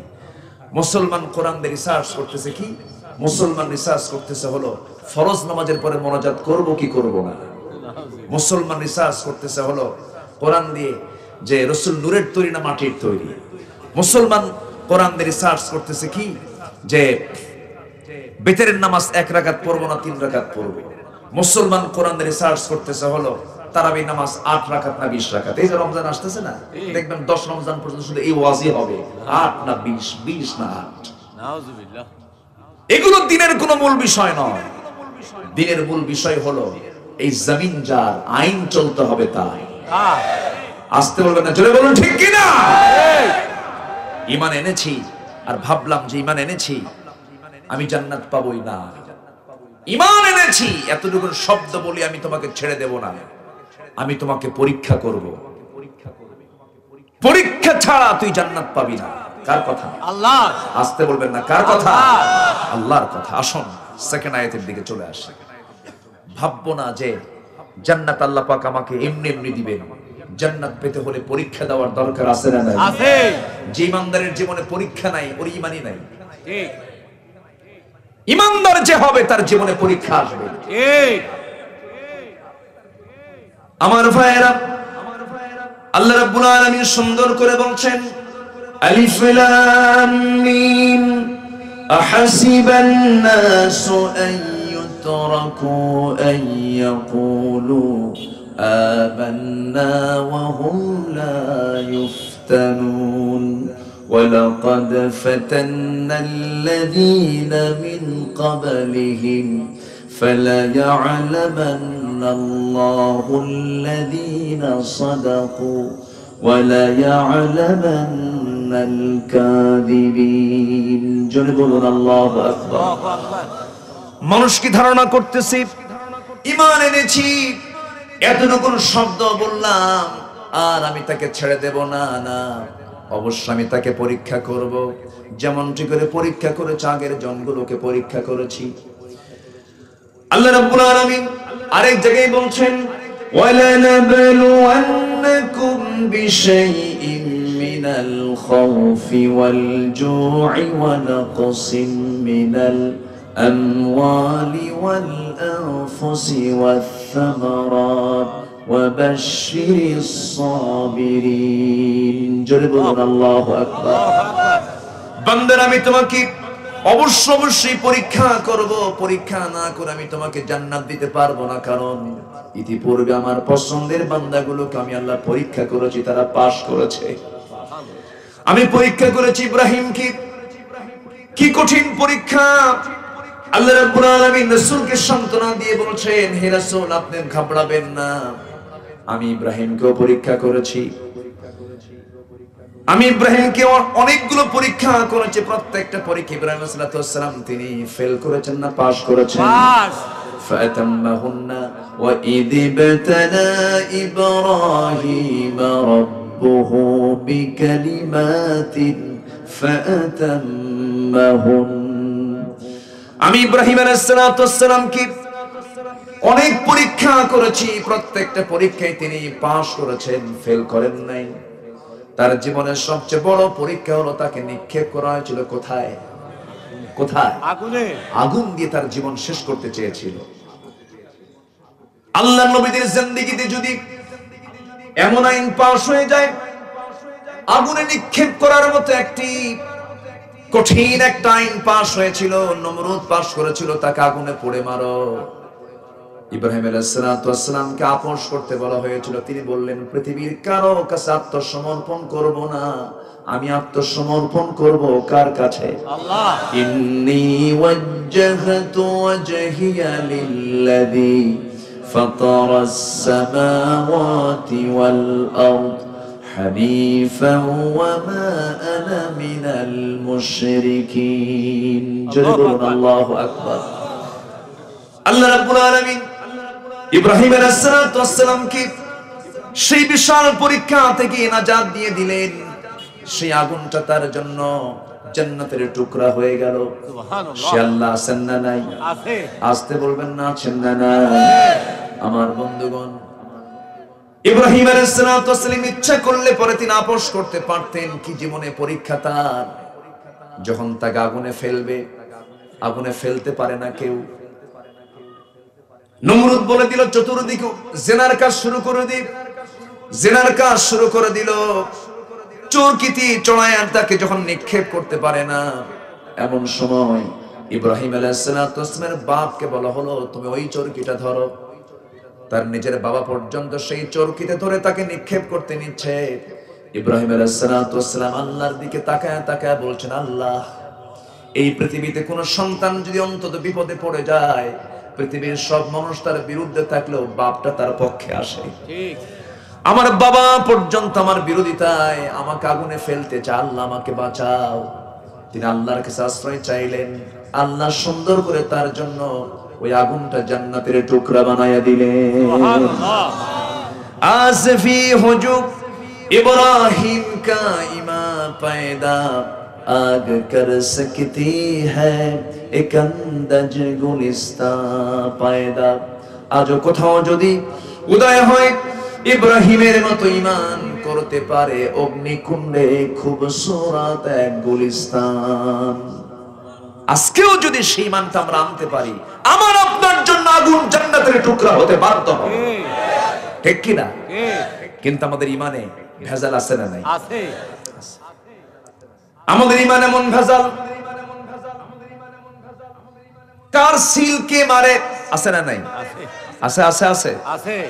কার জমিকে দখল করে, কার সিলকে মারে। সোনার বাংলা, সোনার দেশ, দিনের কাজ রাতেই শেষ হয়ে যায়। আছে না নাই বলো? আছে। এগুলো ইমানদারের কাজ নয়। ইমানদার মুখে যা বলবে অন্তরে তাই লালন করবে, কম বেশি করবে না। কারণ ইমানদার চলবে, ভিতরে যা রাখবে বাইরেও তা রাখবে। কিন্তু মুনাফিক কি? তার ভিতর এবং বাহির কি এক রকম না দুই রকম? দুই রকম। আর ইমানদার ভিতর বাহির দুই রকম না এক রকম? এক রকম। এক রকম। চারজন ইমাম ছিলেন, চারজন ইমামের তিনজনই জেলখানায় তাদের মৃত্যু হয়েছে। কোথায় মৃত্যু হয়েছে? আল্লাহ বলছেন হাসিবান নাস আইয়ুতরাকু আন ইয়াকুলু আমান্না হুম লা ইফতানুন। মানুষের ধারণা ঈমান এনেছি আর এতটুকু শব্দ বললে আমি তাকে জান্নাত দেব, অবশ্য পরীক্ষা করব না? অবশ্যই পরীক্ষা করব। চারজন ইমামের তিনজন তাদেরকে জেলখানায় পুড়ে পুড়ে দুনিয়া থেকে বিদায় হতে হয়েছে। সাইয়্যিদ আহমদ ইবনে হাম্বল রাহমাতুল্লাহ আলাইহি গলার মধ্যে রশি দিয়া গোটা শহর ঘুরে বেড়ানো হয়েছে। কুকুরের মতো তাকে টেনে টেনে নিয়ে সাঁসরায় সাঁসরায় তাকে শহরের মধ্যে ঘুরানো হয়েছে। এরকম করে ইমাম মালিক রাহমাতুল্লাহ আলাইহি অনেক অত্যাচার করা হয়েছে। ইমাম আযম আবু হানিফা রাহমাতুল্লাহ আলাইহি বাদশা মনসুর তাকে বলল, বাদশা মনসুর বলছে, আবু হানিফা শোনো, তোমাকে আমার দেশের চিফ জাস্টিস তোমাকে বানাবো, তুমি আমার পক্ষে কিছু ফতোয়া দিয়ে দাও। আবু হানিফা রাহমাতুল্লাহ আলাইহি বললেন, বাদশা মনসুর, তোমার মতো জালিম শাসকের অধীনে থেকে আমার বিচারপতির আসন গ্রহণ করার কোনো প্রয়োজন নাই। এবার বলা হলো, আবু হানিফা তুমি কি চাও? তোমাকে সব কিছু দিয়ে দেব। ক্ষমতা চাও, অর্থ চাও, যা চাও তোমাকে দেব। এরকম জাতীয় টোপ গ্রহণ করার মতো এখনো কিছু দুনিয়াদার কিছু আছে না নাই বলেন? আছে আছে না নাই? আছে আছে। বিক্রি হয়ে যায় অনেকেই। আবার এমনও কিছু আলেম আছেন যারা হাসতে হাসতে ফাঁসির মঞ্চে হাসতে হাসতে চলে যাচ্ছেন, অকুতোভয় সৈনিকের মতো বাতিল শক্তির কাছে মাথা নত না করে দুনিয়া থেকে বিদায় নিচ্ছেন, কিন্তু বাতিল শক্তির কাছে তারা হার মানতেছে না। ঠিক আছে না নাই? আছে এমন মানুষও আছে। আবু হানিফা রাহমাতুল্লাহ আলাইহি যখন এমন জাতীয় প্রস্তাব দেওয়া হলো, তিনি বললেন, আমার বাবার পক্ষ থেকে, বাবার কাছ থেকে উত্তরাধিকার সূত্রে যে পরিমাণ সম্পত্তি পেয়েছি, যে ব্যবসা আমি পেয়েছি, আমার দুনিয়ার কোনো সম্পত্তির প্রয়োজন নাই, আমার কিছুই লাগবে না। বাদশা মনসুর, তুমি আমাকে অর্থ দিয়ে কাবু করতে পারবা না, পদ দিয়ে কাবু করতে পারবা না, আমি তোমার অধীনে কোনো বিচারপতির দায়িত্ব পালন করতে পারবো না। সর্বশেষ তাকে করা হলো কি, গ্রেফতার করা হলো, ধরে নিয়ে জেলখানে আটকে রাখা হলো, খাবার দাবার বন্ধ করে দেওয়া হলো, বৃদ্ধা মাকে পর্যন্ত ধরে আনা হলো। বৃদ্ধা মাকে ধরে এনে জেলখানার পাশে রেখে মার চোখের সামনে সন্তানকে পিটানো হয়, মার কি ভালো লাগে নাকি? না আবু হানিফার হাত পা বেঁধে পিটাচ্ছে, বেত্রাঘাত করতেছে, মার চোখে পানি দেখে ইমাম আযম আবু হানিফা রাহমাতুল্লাহ কান্দেন আর মনে মনে চিন্তা করে, হারে আমার মার দারুণ কষ্ট হচ্ছে, আমার মার এই কষ্টটা আমার দারুণ শেল বেঁধে যেতেছে, কি করি, কি বলবো, কি হবে। চুপচাপ তিনি আছেন। কিছুক্ষণ পর বলছেন, মা তোমার তো দারুণ কষ্ট হচ্ছে, মা তুমি কান্দো কেন? এবার মা বলছে, বাজান রে, আল্লাহর কসম করে বলি, তোর প্রতি অত্যাচার হতেছে দেখে আমি কাঁদি না, আমার কান্না হওয়ার কারণ হচ্ছে আমার আশঙ্কা হয় তোর প্রতি যে জুলুম করা হচ্ছে, না জানি তুই বাতিল শক্তির কাছে মাথা নত করিস। আমি চাই না তুই বাতিল শক্তির কাছে মাথা নত করবি, আমার মন চায়, ও আমার কলিজার টুকরার সন্তান আবু হানিফা, তুই এই অত্যাচার গুলো সহিতে সহিতে এক পর্যায়ে তুই দুনিয়া থেকে বিদায় হয়ে যাবি, আমি শহীদের মার গৌরব অর্জন করে আমি আল্লাহর সামনে সাক্ষাৎ করতে পারবো। আল্লাহু আকবার। যেমন মা তেমন সন্তান। আবু হানিফা রাহমাতুল্লাহ আলাইহি বিশাল শক্তি পেয়ে গেলেন। মা তো আমার জন্য দোয়া করছেন, তিনি সম্পূর্ণরূপে একদম ইউটার্ন করে ফেললেন, মার কাছ থেকে চরম সাহসটা পেয়ে গেলেন। শেষ পর্যন্ত কি হলো, খাবার বন্ধ করে দিল, তার সামনে তিনি পানির জন্য ছটফট করছিলেন, পানি দেওয়া হলো, কিন্তু এই পানির মধ্যে বিষ মিশ্রণ করা হলো, বিষ মিশ্রণ করে তাকে দুনিয়া থেকে বিদায় করে দেওয়া হলো। আবু হানিফা রাহমাতুল্লাহ আলাইহি জগৎধন্য একজন আলেম ছিলেন। এই গোটা দুনিয়াতে আবু হানিফা রাহমাতুল্লাহ আলাইহিকে অনুসরণ করার লোক সবচেয়ে কম না বেশি? বেশি। আসতে বলুন না, কম না বেশি? বেশি।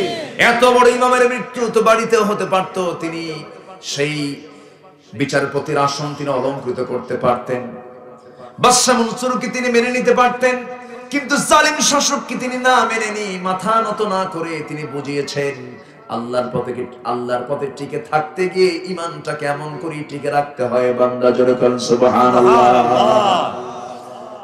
এই ভারতবর্ষের একজন বড় আলেম ছিলেন মুজাদ্দিদ আল ফিসানি রাহমাতুল্লাহ আলাইহি। সম্রাট আকবর তাকে গ্রেফতার করে জেলখানায় ঢুকিয়ে ফেলল। সম্রাট আকবর সালামের মধ্যে চেঞ্জ করে ফেলেছিল, নামাজকে নিষিদ্ধ করেছিল, আযানকে নিষিদ্ধ করেছিল। এই সম্রাট আকবরের মতো এরকম কিছু বেয়াকুব এখনো দুনিয়াতে আছে না নাই? আছে। আসতে বলবেন না, আছে না নাই? আছে। আছে। মুজাদ্দিদ আল ফিসানি রাহমাতুল্লাহ আলাইহি জেলখানার মধ্যে আটকে রাখা হলো। আটকে রাখার পর বলা হলো, মুজাদ্দিদ আল ফিসানি তুমি কি বলবে বলো। তিনি বললেন, হাসি মুখে জীবন দিয়ে দেব, কিন্তু অন্যায়কে আমি কখনো সাপোর্ট করতে পারবো না। এই খাবার দাবার বন্ধ করে দেওয়া হলো। ইতিহাসে লেখে, মুজাদ্দিদ আল ফিসানি কি জেলখানার মধ্যে আটকে রেখে হিংস্র 10 দিনের না খাওয়া বাঘ তার সামনে লেলিয়ে দেওয়া হলো। সেই বাঘের খাঁচার মধ্যে তাকে তুলে দেওয়া হলো। 10 দিন পর্যন্ত যে হিংস্র বাঘ না খেয়ে থাকে, সে মানুষ পেলে কি করতে পারে? সেই বাঘটা যখন মুজাদ্দিদ আল ফিসানি রাহমাতুল্লাহ আলাইহি যখন কাছে পেয়ে গেল, পায়ের দিকে একটা নাকের ঘ্রাণ নিয়া চেহারার দিকে তাকায় পাশে বসে চুপ মেরে আছে মুজাদ্দিদ আল ফিসানিকে খাওয়া তো দূরের কথা, তাকে পাহারা দিতেছে। সুবহানাল্লাহ। সম্রাট আকবর বিশাল টেনশনে পড়ে গেল। হারে জনগণের সামনে দৃশ্য দেখানোর জন্য নিয়ে আসলাম, তো দেখতেছি উল্টা কাণ্ড হয়ে গেল। জনগণ সব মুজাদ্দিদের পক্ষে চলে গেল। শেষ পর্যন্ত সম্রাট আকবর তাকে জেল মুক্ত করতে বাধ্য হলো। আমার ভাইয়েরা, আমার বন্ধুগণ, মিশরের দিকে তাকান। সৈয়দ কুতুব শহীদ রাহমাতুল্লাহ আলাইহি, যিনি তাফসীর ফি জিলালিল কোরআন তিনি লিখেছিলেন, জেলখানায় বসে বসে তিনি কোরআনের তাফসীর লিখে লিখে দুনিয়া থেকে বিদায় নিয়েছেন।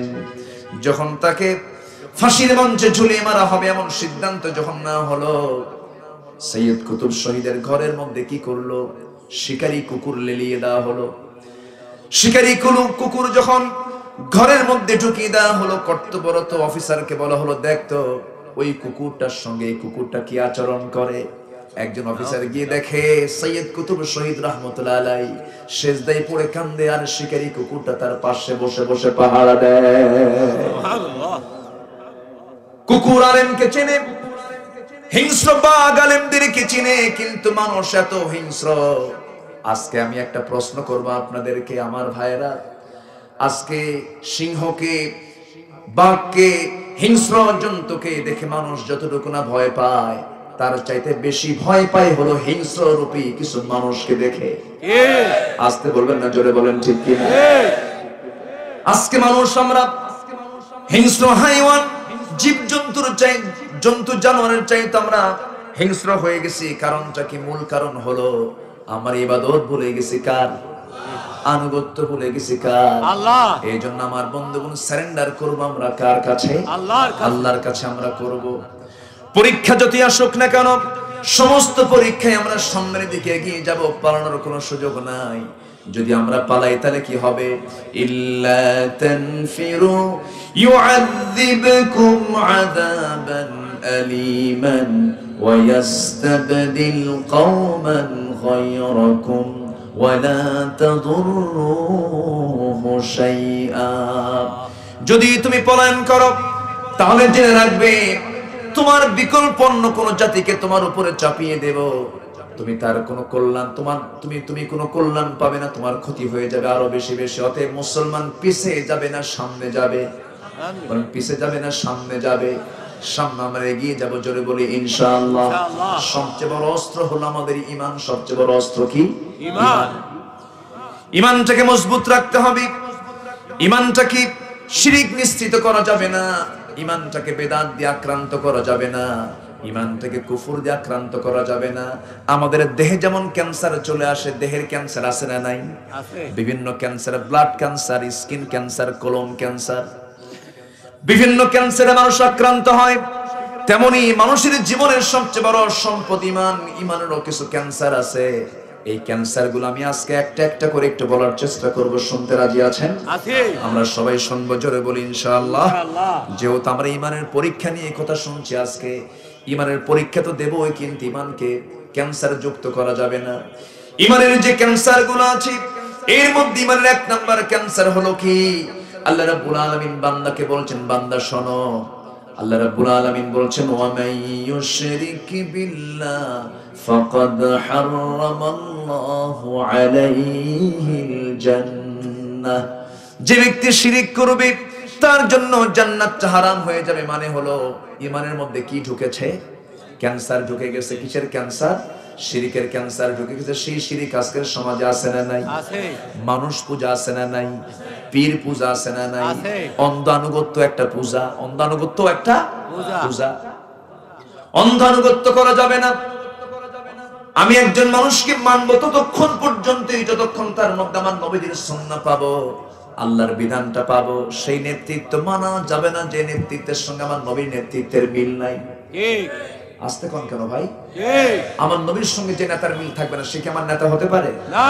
সে আমার নেতা হতে পারে না। একজন বেনামাজি লোক আমার নেতা হতে পারে না। বেনামাজি নেতার সামনে আসছে জুতা পেটা করে বিদায় করা দরকার। তুমি তোমার আল্লাহকে দাম দাও না, তোমার নামাজ নাই, তুমি আল্লাহকে পাত্তা দাও না, তুমি আমার কাছে কিসের পাত্তা পাবা? কষ্ট পাচ্ছেন নাকি? না। আমার বন্ধুগণ, আমার ভাইয়েরা, শিরকের দ্বারা আক্রান্ত হওয়া যাবে না। বিদাতের দ্বারা আক্রান্ত হওয়া যাবে না। আমার দেশে কিছু ভণ্ড দরবার আছে না নাই?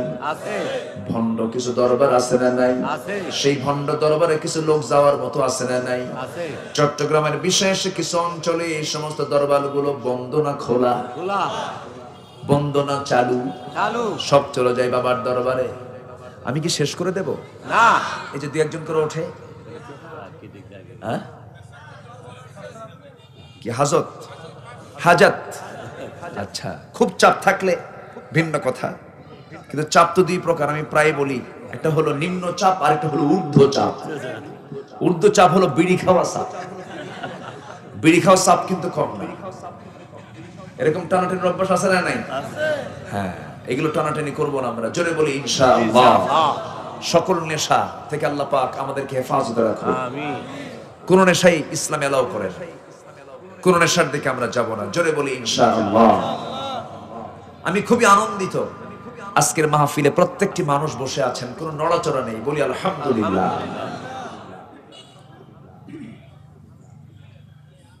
দরবারে চলে যায় বিশাল বড় নিয়ত নিয়ে, বাচ্চা হয় না।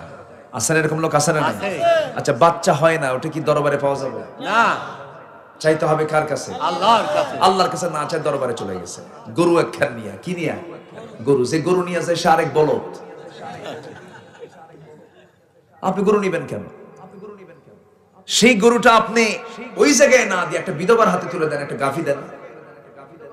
ছাগলটা ওই জায়গায় না দিয়ে আপনি একটা এতিমখানা দিয়ে দেন।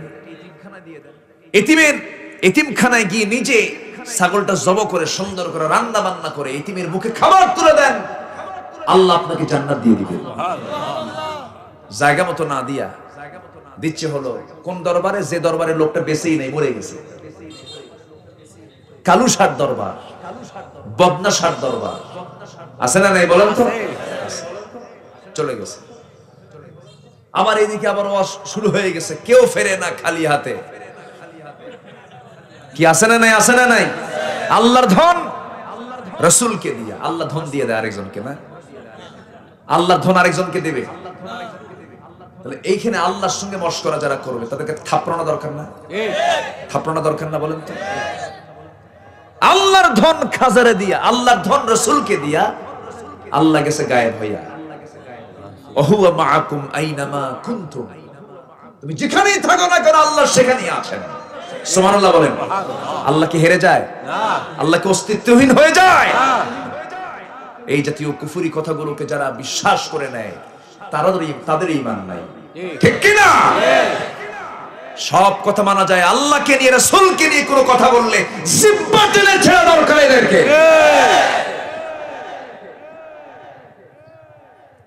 সম্মানিত ভাইয়েরা, আমার প্রভুকে, আমার রবকে, আমার রবকে, আমার অস্তিত্বকে, আমাকে চালানকে আমি সবচেয়ে ভালোবাসবো কাকে? আল্লাহকে নিয়ে কোনো কথা বললে আমরা চুপ থাকবো? না রাসূলের দাম আছে না নাই? আছে কম না বেশি? বেশি আচ্ছা পৃথিবীর যত মানুষ আছে আমার নবীর সঙ্গে তুলনা চলে এমন কোন মানুষ পৃথিবীতে আছে? নাই বলেন আছে?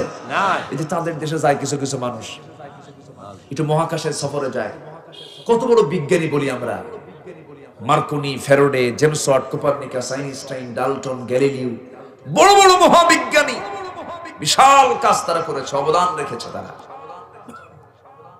এই তো চাঁদ, এই পাড়া। চাঁদ কি? এই পাড়া বোঝেন কি? জি জি মানে তোমার বাড়ি কোথায়? কলকাতায়। তো চাঁদ হচ্ছে মহাকাশের এই সৌরজগতের তুলনায় এই বিশাল মহাকাশের এই খুব কাছাকাছি একটা জায়গা চাঁদ। এই চাঁদের দেশে কিছু মানুষ গেছে। নীল আর্মস্ট্রং গিয়েছিল, ভয়েজার 1 ভয়েজার 2 দুটো কুত্তাও পাঠাইছিল, লাইকা 1 লাইকা 2। ওরা ফেরত আসে নাই। এলিজা নামে একটা মেয়ে এসে যাবে 2033 সালে, বয়স এখন 17 বছর, ও যাবে। তো কি হয়েছে? এটা কি? আমরা কত বড় বিজ্ঞানী তাদেরকে বলতেছি, অথচ আমার নবীজি চাঁদের দেশে যাওয়া লাগে নাই, চাঁদ নবীর হাতে ধরা খেয়েছে। একটু আস্তে খান সুবহানাল্লাহ। চাঁদ নবীর হাতে ধরা দিয়েছে। আমার নবীর যখন জন্ম হয়, আবু তালেব এই বিষয়টা নবীর সামনে একদিন ফাইন্ড আউট করলেন। রাসূল যখন নবুয়ত পেয়েছেন, নবুয়ত প্রাপ্তির পরে একদিন আবু তালেব যদিও কাফের ছিলেন কিন্তু অভদ্র না ভদ্র কাফের? ভদ্র কাফের আবার ভদ্র হয়, আছে আছে না? দেখবেন অন্য ধর্মের মানুষ তার মধ্যে কোনো মিছা কথা নাই, আছে না নাই? আছে অন্য ধর্মের মানুষ তার মধ্যে আমানতের খেয়ানত নাই, আছে না নাই? আছে অন্য ধর্মের মানুষ কিন্তু চুরি ডাকাতি নাই, বাটপারি নাই। আছে এটা কিছু ব্যক্তিগত নেচার থাকে, এটা বংশ থেকেও আসে অনেক সময়। এই জন্য রাসূল বলেছেন বিয়ে করতে গেলে বংশের দিক দেখার দরকার আছে না নাই বলেন? এক রাজা তার মেয়েকে বিয়ে দিছে বহু শিক্ষিত একজন লোককে দেখে। শিক্ষিত একটা জামাই নিয়েছে, কিন্তু জামাইটা বারবার শুধু মানুষের জুতার দিকে তাকায়। কিসের দিকে তাকায়? জুতা জুতার দিকে তাকায়। রাজা বলল এত শখ করে শিক্ষিত জামাই নিলাম, খালি নিচের দিকে তাকায়, কারণটা কি? দেখ তো বংশ দেখ। এর বংশ হলো মুসি। ঠিক বংশ কি? মুসি আপনি মুচির দোকানের সামনে দিয়ে যাবেন, তাদের নজর চেহারার দিকে না, আগে জুতার দিকে। জুতার দিকে জুতার দিকে। বংশ একটা গুরুত্বপূর্ণ দিক। রাসূল বিয়ের ক্ষেত্রে এগুলো দেখতে বলেছেন, তবে এটা অহংকার করা যাবে না। আবার বংশের কিছু বড়াই করা লোক আছে না নাই? আছে আমি চৌধুরী বংশ, জি। আছে না নাই? আছে এই অহংকার আবার করা যাবে না, অহংকারের ভিতরে নিয়ে আসা যাবে না। আবু তালেব যদিও কাফের কিন্তু ভদ্র কাফের ছিলেন, কিন্তু মানুষ তো ছিলেন তিনি, কিন্তু কাফের, তিনি জাহান্নামী, এতে কোনো সন্দেহ নাই। কারণ ঈমান যার নাই, নবীর চাচা হয়েও কোনো লাভ নাই নবীর বাপ হয়ে কোনো লাভ নাই নবীর ভাই হয়ে কোনো লাভ নাই নবীর ছেলে হয়ে কোনো লাভ নাই নাই। নবীরা তার বড় প্রমাণ। নূহ আলাইহিস সালামের ছেলে কেনান, কোনো লাভ নেই। ছেলে হলে কি হবে? ইন্নাহু লাইসা মিন আহলিক। ইব্রাহিম আলাইহিস সালামের বাবা যদিও জন্মদানকারী বাবা হয় তো লাভ নেই, কারণ সে তো মুশরিক। আজার সে জাহান্নামী। আমার নবীর সামনে একজন সাহাবী কান্দার বলে, হুজুর আমার বাপ তো জাহান্নামী, আমার বাপ ইসলাম পায় নাই। রাসূল বলছেন, ও সাহাবী কেঁদো না, কেঁদো না, তোমার বাবার যে হাল আমার বাবারও সেই হাল। ঠিক ঈমান না থাকলে কোনো উপায় নাই। সবচেয়ে বড় অসহায় হয়ে যাবে কিয়ামতের দিন বান্দা, যখন আল্লাহর সামনে দাঁড়ায় দেখবে আমার ঈমানটা নাই। এই জন্য আমরা যেটাই করি না কেন, আমাদের সবচেয়ে বড় সম্পদ আমরা ঈমানটাকে টিকে রাখবো। ঈমানটাকে নষ্ট করা যাবে না। সব আমরা ছেড়ে দেব, সব আমরা বিসর্জন করে দেব, কিন্তু ঈমানটাকে ছাড়বো না। ঈমানটাকে বিক্রি করা যাবে না, মুনাফিকের পথে যাওয়া যাবে না। এই আবু তালেব একদিন মুহাম্মদ রাসূলকে সামনে রেখে বড় করে বলছে, মুহাম্মদ আমি একটা কথা বলতে চাই তোমার ব্যাপারে। কি কথা চাচা, আপনি বলেন। তুমি যখন জন্ম নাও, জন্মের পরের দিন তুমি নবজাতক, সেই বিষয়ে আমি তোমাকে কিছু কথা বলবো। রাসূল বলেন, চাচা আপনি বলুন। আমার নবীজির সঙ্গে আবু তালেব দীর্ঘদিন একসঙ্গে ছিলেন, একই বাড়িতে ছিলেন। আমার নবীজি কোনোদিন তার সঙ্গে খারাপ আচরণ করেন, যদিও তিনি কাফের ছিলেন। হেদায়েতের মালিক কে? আল্লাহ। আসতে বলবেন না কে? আল্লাহ। নবীজি তার সঙ্গে সুন্দর করে কথা বলেছেন, সুন্দর করে আচরণ করেছেন। আমার বন্ধুগণ, আমার আশেপাশে যদি অন্য ধর্মের মানুষও থাকে, তাদের সঙ্গে খারাপ আচরণ না ভালো আচরণ? ভালো আচরণ করতে হবে। আমার নবীজি একই ঘরে ছিলেন, একই পরিবারে ছিলেন, কিন্তু আবু তালেবের সঙ্গে খারাপ আচরণ করেন নাই। বরং রাসূল একদিন হঠাৎ করে একদিন বলে ফেললেন, চাচা আমি যে আল্লাহর পয়গম্বর, আপনার কি সন্দেহ হয় নাকি? আবু তালেব বলছে, মুহাম্মদ শোনো, আকাশের সূর্য যেমন মহাসত্য, তুমি আল্লাহর পয়গম্বর তেমনই মহাসত্য। সুবহানাল্লাহ। একটু আস্তে কর সুবহানাল্লাহ। সুবহানাল্লাহ। তার বড় প্রমাণ কি জানো তো মুহাম্মদ? শোনো, আমার কলিজার টুকরা দুইটা সন্তান জাফর এবং আলী, দুইটা আমার ছেলেকে তোমার হাতে আমি তুলে দিয়েছি। আমি যদি সত্যই না মনে করি, আমি কেন তুলে দেব? আমি আমার দুইটা সন্তানকে তোমার হাতে তুলে দিলাম। ও মুহাম্মদ, তুমি যখন নামাজে দাঁড়াবা, তোমার ডান পাশে জাফরকে দিবা, বাম পাশে আলীকে দিবা, আমি খুব আনন্দ পাবো। তোমার হাতে আমার সন্তান তুলে দিলে আমি নিশ্চিন্ত থাকবো। রাসূল বলেন, চাচা আপনি এত নিশ্চিন্ত, আপনি এত সত্য প্রমাণ করলেন, চাচা একটাবার কালেমা পড়েন কি? বাবা আমার বাবার ধর্ম ছাড়বো না। এরকম তেরি মার্কা লোক এখনো আছে না? আসতে বলবেন না? আছে না? সব জানে, সব বোঝে, কিন্তু সালিশ কি? তালগাছ আমার বাবার এই স্মৃতিগুলো ছাড়বো না। আমার দাদা করে গেছে, আমার দাদা ডাকাত, আমিও ডাকাত, আমার বাবা চোর, আমিও চোর, এগুলো করা যাবে না। দিন গ্রহণের সবচেয়ে বড় বাধা, কিন্তু এটা কম বাধা নয়, বিশাল বড় বাধা। আমার দাদা, আমার বাপ অমুক দল করে গেছে, আমি জাহান্নামে যাব, কিন্তু ওই দল ছাড়বো না। আছে না নাই? এগুলো করা যাবে না। আমার নবীজি বললেন, চাচা আপনি কালেমাটা না পড়লে পরে আপনার সন্তানের কালেমা দিয়ে কিছুই হবে না। আমি বিশ্বনবী হওয়ার পর আপনি আমার আপন চাচা হওয়ার পরও কিছুই হবে না, তবে হ্যাঁ একটাবার কালিমা পড়বেন, আমি আপনার জন্য বেহেশতের জামিন হয়ে যাব। সুবহানাল্লাহ। ঈমানহীন জীবনের কোনো মূল্য নাই, ঈমানহীন জীবনের কোনো মূল্য নাই। হাসিবান নাস আইয়াকুলু আইয়ুতরাকু আইয়াকুলু আমান্না হুম লা ইফতানুন। ঈমান এনেছি, পরীক্ষা করবেন কে বলেন? আল্লাহ। ঈমান আনা মানেই পরীক্ষা করা, ঈমান আনা মানেই পরীক্ষা করা। কে পরীক্ষা করবেন? আল্লাহ পরীক্ষা করবেন।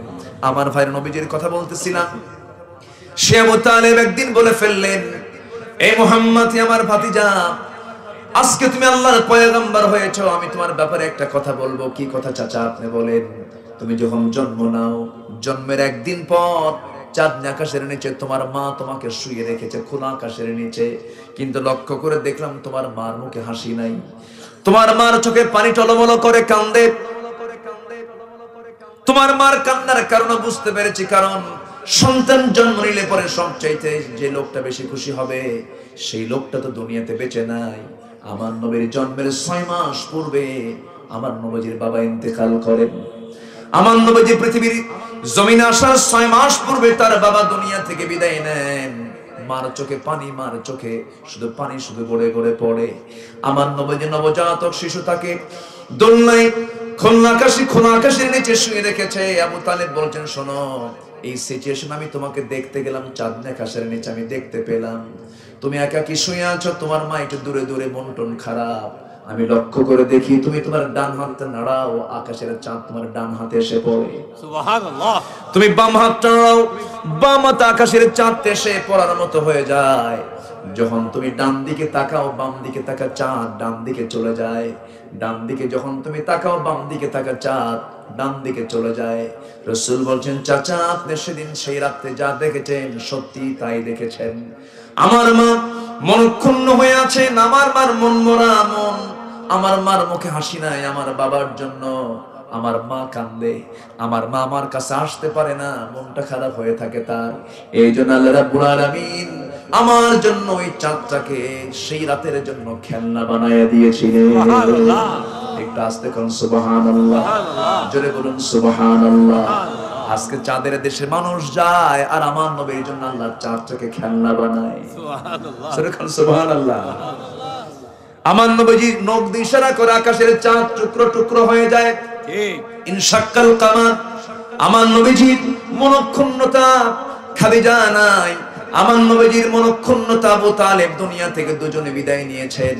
সবচেয়ে কাছের মানুষ খাদিজা, সবচেয়ে কাছের মানুষ আবু তালেব, দুইজনে যখন দুনিয়া থেকে বিদায় নিলেন 3 দিন ব্যবধানে, নবীজির মনক্ষুণ্ণতা ভালো লাগে না, বিষণ্ণতা, একাকী কেমন যেন লাগতেছে তার। রাতের বেলা ঘুমাতে যান, হাতটা গায়ে দেন, খাদিজা নাই, বুকটা খান খান হয়ে যায়। রাসূল মাঝে মাঝে বলতেন, আমার খাদিজা যদি আমার জীবনের শেষ নিঃশ্বাস পর্যন্ত বেঁচে থাকতো, আল্লাহ পাক আমাকে দ্বিতীয় কোনো বিবাহের অর্ডার দিতেন না।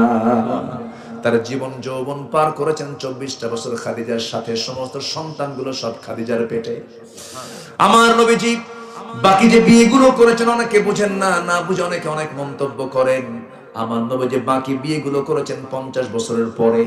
এই বিয়েগুলো করার পিছনে ইঙ্গিত দিয়েছেন কে? আল্লাহ। আল্লাহ দিয়েছেন। যৌবন কি 50 বছরের পরে আসে না, তার আগেই যৌবন থাকে। আগে যৌবনটা পার করলেন বিধবার সাথে। 3টা স্বামী, তিনি এর আগে তার 3টা স্বামী ছিলেন। 3 স্বামী দুনিয়া থেকে বিদায় নেওয়ার পর 4র্থ স্বামী ছিলেন মুহাম্মদ সাল্লাল্লাহু আলাইহি ওয়াসাল্লাম। 3 স্বামী তারা দুনিয়া থেকে বিদায় নেওয়ার পর রাসূলকে খাদিজার পছন্দ হয়ে গেল। রাসূলকে প্রস্তাব দেওয়া হলো। রাসূল চাচার কাছে গিয়ে বললেন, চাচা প্রস্তাব দিয়েছে কে? খালিদের কন্যা খাদিজা। সঙ্গে সঙ্গে আবু তালেব বলেছিলেন, মুহাম্মদের আমার জানা মতে এই মক্কা নগরের সবচেয়ে পবিত্র নারী যদি থাকে একমাত্র খাদিজাই আছে। জোরে বলি সুবহানাল্লাহ। সেই খাদিজা নাই, সে আবু তালেব নাই। নবীজির দুজন সবচেয়ে ফেভারিট মানুষ, যদিও কাফের ছিলেন, কিন্তু আমার নবীজির ডানে থেকে বামে থেকে সামনে থেকে পিছন থেকে বলতো, আবু জেহেল খবরদার, আমার ভাতিজা মুহাম্মাদের উপরে চোখ রাঙায় কথা বললে চোখ তুলে ফেলবো। আল্লাহু আকবার বলো, জোরে বলেন আল্লাহু আকবার। একটা কথা তুই বলতে পারবি না। সে আবু তালেব দুনিয়া থেকে বিদায় নিলেন, খাদিজা দুনিয়া থেকে বিদায় নিলেন। আল্লাহ বলছেন, জিবরাইল তাড়াতাড়ি চলে যাও, আমার হাবিবের খুব কষ্ট হচ্ছে, আমার হাবিবকে আর দুনিয়ার কোথাও রাখবো না, কিছুদিনের জন্য আমার বাড়ির মেহমান বানায় নিলাম। জোরে কোন সুবহানাল্লাহ। আমার নবীজি আমার আল্লাহর বাড়িতে চলে গেলেন। আল্লাহর বাড়ি আছে না নাই? আছে। আর সেই কুরসি আছে না নাই? আছে। ওয়াসিআ কুরসিয়ুহুস সামাওয়াতি ওয়াল আরদ ওয়া লা ইয়াউদুহু হিফযুহুমা ওয়া হুয়াল আলিয়্যুল আযীম। জোরে আল্লাহু আকবার। আমার ভাইরা, সেই নবীজি যখন সিদ্ধান্ত হয়ে গেল আল্লাহ তাকে তার বাড়িতে দাওয়াত দিবেন, এমন একটা ফ্লাইট তার জন্য বরাদ্দ হলো। সেই ফ্লাইট কি দুনিয়ার কোনো বানানো ফ্লাইট নাকি? না। কেউ আবিষ্কার করেছে নাকি? না। রাইট ভ্রাতৃদ্বয় তো দুনিয়াতে 100 বছর আগে বানালো বিমান। না। এই 100 বছর আগের বিমান, আর সে 100 বছর কেন 1500 বছর আগে আমার নবীজির জন্য স্পেশাল একটা ফ্লাইট পাঠানো হলো। চোখের পলকে মসজিদে হারাম থেকে মসজিদ আকসায় চলে গেছেন। মসজিদ আকসা থেকে সামনে একটা সিঁড়ি দেওয়া হলো, সিঁড়িতে চললেন, প্রথম আসমান পার হয়ে গেলেন, দ্বিতীয় আসমান পার হলেন, তৃতীয় আসমান পার হলেন। চাঁদের দেশে যাই বিশাল বড় বিজ্ঞানী হয়ে গেছে। আর সূর্যের হিসাবটা দিয়ে বলে পৃথিবী থেকে সূর্যের আকার হলো 13 লক্ষ গুণ বড়। এটা একটা আন্দাজে কথা, এটা একটা অনুমান নির্ভর কথা। কারণ সূর্যের ধারে পাশেই মানুষ যেতে পারবে না কখনো, কারণ সূর্যের তাপের কাছে মানুষ অসহায়, ঢুকবে কেমনে, যাওয়া সম্ভব না।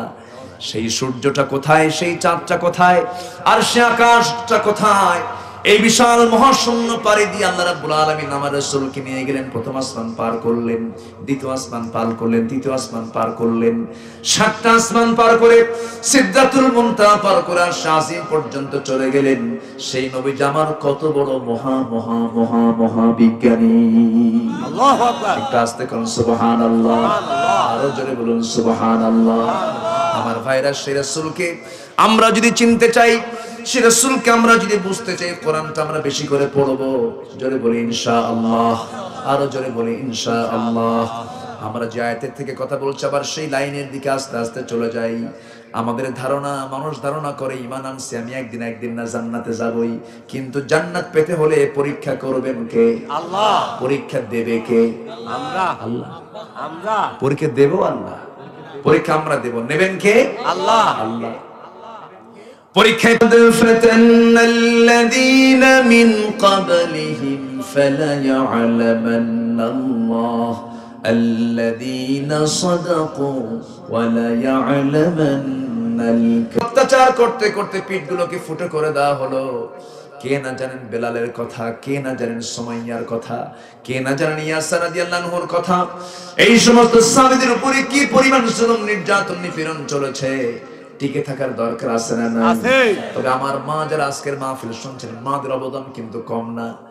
ওই মক্কা থেকে কিছু মুসলমান তারা আবিসিনিয়ার দিকে হিজরত করেছিল। আবিসিনিয়ার দিকে হিজরত করতে নিয়া দুজন, একজন হলো ওবাইদুল্লাহ বিন হুযাইফা, আরেকজন শুকরান, এবং তাদের বউ সহ পরিবারে যখন চলে যায় আবিসিনিয়ার দিকে, এই আবিসিনিয়ার বাদশা তাদেরকে এমন অফার করলো, সে অফারে সেই সময়ের কিছু লোক তারা অন্য ধর্মের দিকে চলে গেল, অন্য দিনকে ছেড়ে দিল। আমার বন্ধুগণ চিন্তা করে দেখেন, রাসূলকে দেখেছে, রাসূলকে শুনেছে, রাসূলের কোরআনটা শোনার পরও ঈমান ছেড়ে দিয়েছে। আমার বন্ধুগণ, ঈমানটা কিন্তু ধরে রাখা সহজ কোনো বিষয় নয়। সেই সময়, ওই সময় দেখা গেল কি দুইজন পুরুষ ইসলামকে ছেড়ে দিয়া অন্য কোন ধর্মের দিকে চলে গেছে দুজন, কিন্তু দুজনের স্ত্রী উম্মে সাউদা, উম্মে হাবিবা রাদিয়াল্লাহু আনহুমা, এই দুইজন মহিলা তারা বললেন, আমার স্বামী তোমরা দিনটাকে ছেড়ে দিয়েছো, আমাদের কোনো আপত্তি নাই, কিন্তু আমরা নারী, আমরা সত্যিটাই বুঝে নিয়েছি, দুনিয়া ছেড়ে দেব, জীবন দিয়ে দেব, কিন্তু আল্লাহর দ্বীন ঈমানটাকে আমরা ছাড়তে পারবো না। মেয়েদের ঈমান, মেয়েদের অবদান আছে না নাই? বলে আছে। ওই দুই মহিলা, যে দুই মহিলার স্বামী অন্য ধর্মের দিকে চলে গেল, আল্লাহর দ্বীন ছেড়ে দিল, এমন সময় ওই দুই মহিলা আবিসিনিয়া থেকে মদিনার দিকে চলে আসলেন। আল্লাহ রাব্বুল আলামিন তাদের এই দৃঢ়চেতার জন্য, ঈমানের উপরে টিকে থাকার জন্য দুজনকে নবীর স্ত্রী হওয়ার মর্যাদা দিয়ে দিলেন। জোরে বলুন সুবহানাল্লাহ, আর জোরে বলুন সুবহানাল্লাহ। ঈমান এনেছি, আমরা টিকে থাকবো, জোরে বলি ইনশাআল্লাহ। মক্কার একজন সাহাবী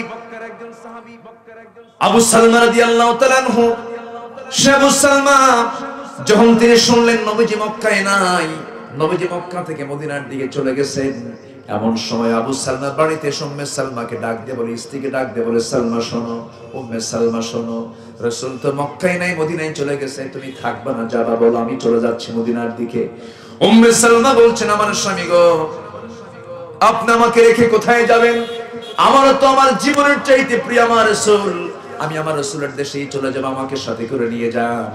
সঙ্গে সঙ্গে আবু সালমা উম্মে সালমাকে নিয়ে একটা ছোট্ট ছেলে সন্তানকে সাথে নিয়ে রওনা দিলেন। রাস্তার ভিতরে শ্বশুর বাড়ির লোকজন এসে তার বউকে তার কাছ থেকে ধরে নিয়ে যায়, আর নিজের আপন ভাইরা তার ছেলেকে ধরে নিয়ে যায়। তিনি মুস্কি মুস্কি হাসি মেরে বলছেন, ও আমার আত্মীয় স্বজনরা, আমার বউ নিয়ে গেলে আমার দুঃখ নাই, আমার সন্তান নিয়ে গেছে আমার দুঃখ নাই, কিন্তু আমি আমার সবচেয়ে বড় দৌলত আমার ঈমানটা তোমরা নিতে পারো নাই। সুবহানাল্লাহ। বউ নিয়ে চলে গেছে, সন্তান নিয়ে চলে গেছে, বউটা কাঁদতে কাঁদতে বাধ্য হলো, বাপ মা তাকে ধরে নিয়ে জেলখানায় রাখলো, গৃহবন্দী করে রাখলো। আবু সালমা মদিনার দিকে চলে আসলেন, শুধু দুটো হাত আর দুটো পা নিয়ে চলে আসেন, কিচ্ছু নিতে পারলেন না। ঈমান আনা কিন্তু সহজ, ঈমান ধরে রাখা কঠিন ব্যাপার। উম্মে সালমা স্বামী থাকলেন মদিনায়, বউ থাকলেন মক্কা, অথচ ওই স্বামী স্ত্রীর মধ্যে দারুণ মিল ছিল, খুব মহব্বত ছিল দুজনের মাঝে। একদিন দুজন গল্প করতে করতে বলতেছে, উম্মে সালমা তার স্বামীকে ডাক দিয়ে বলে, আমার স্বামী আবু সালমা, একটা প্রশ্ন করব। কি প্রশ্ন? আপনি আমাকে কেমন ভালোবাসেন, কিরকম ভালোবাসেন? আবু সালমা বলছেন, আমার স্ত্রী উম্মে সালমা, তুমি আমাকে হঠাৎ করে এমন প্রশ্ন করো কেন? আমি তোমাকে দারুণ মহব্বত করি। এই কথা শোনার সঙ্গে সঙ্গে উম্মে সালমা বলছেন, আমার স্বামী, আমি আপনাকে একটু পরীক্ষা করব। কি পরীক্ষা? আপনি আমাকে কেমন ভালোবাসেন তার বড় পরীক্ষা এখন করব। কি পরীক্ষা বলো? আপনি কি, আমি যদি মরে যাই আপনার আগে, আপনি কি বিয়ে করবেন নাকি? এমন জাতীয় প্রশ্ন কিন্তু এখনো করে মেয়েরা, কিন্তু এই কৌতূহলটা আছে মেয়েদের, আছে না নাই বলেন? তুমি কি বিয়ে শাদী করবা নাকি মরে গেলে? এরকম প্রশ্ন করে কেউ? করে না? এমন জাতীয় প্রশ্ন যখন করা হলো, উম্মে সালমার প্রশ্নের কারণে আবু সালমার মুখে হাসি চলে আসলো। আবু সালমা মুস্কি মুস্কি হাসি মেরে বলছেন, উম্মে সালমা, তোমার কাছে কি মনে হয়, আমি কি বিয়ে করব নাকি? আমি কি বিয়ে, তুমি কি বিয়ে করবে কি করবে না তা আমি বলবো না, তবে আমার মন চায় আমার জায়গায় অন্য কোন নারী এসে সংসার ধরুক, আমি এটা চাই না। তুমি বিয়ে করতে পারবা না কি? মেয়েরা কিন্তু এই ক্ষেত্রে আপোষহীন, ঠিক আছে না? মেয়েরা কিন্তু সব ছাড় দেবে, কিন্তু এই জায়গায় কোনো ছাড় নাই, এই জায়গায় কোনো ছাড় নাই, এই জায়গায় ছাড় দিতে চায় না। আমার নবীজির এই প্রিয় সাহাবী আবু সালমা বলছেন, আমার স্ত্রী, তোমার মনের খায়েশ যেমনটাই হয়ে থাকে, তোমার যদি আমার আগে মৃত্যু হয়ে যায়, যাও, আমি তোমাকে ওয়াদা করে ফেললাম, আমি আমার জীবনে আর বিয়ে করব না, যাও, বলে ফেললাম তোমাকে।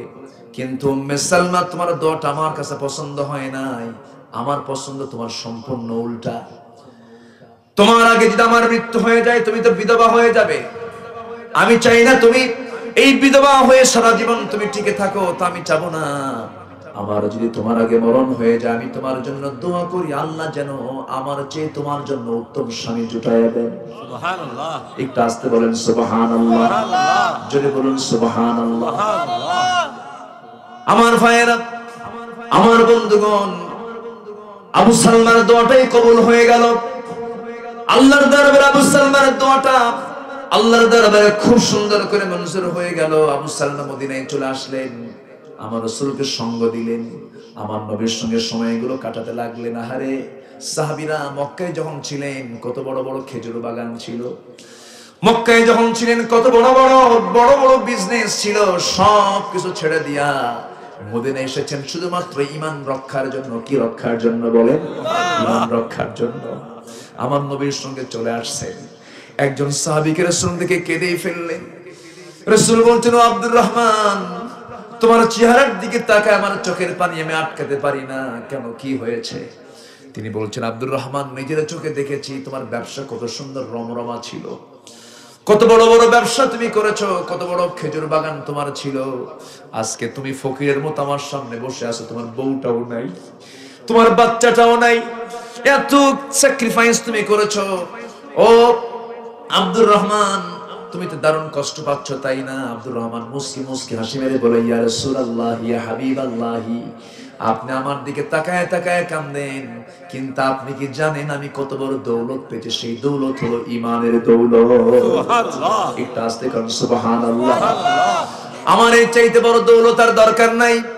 রাসূল বললেন, ও আব্দুর রহমান, তোমার কি কষ্ট হচ্ছে না? তিনি বলছেন, আমার কষ্ট হবে কেন? রাসূল বলেন, আব্দুর রহমান, তুমি কি জানো তোমার বিশাল বড় বাড়ি আবু জেল দখল করে ফেলছে?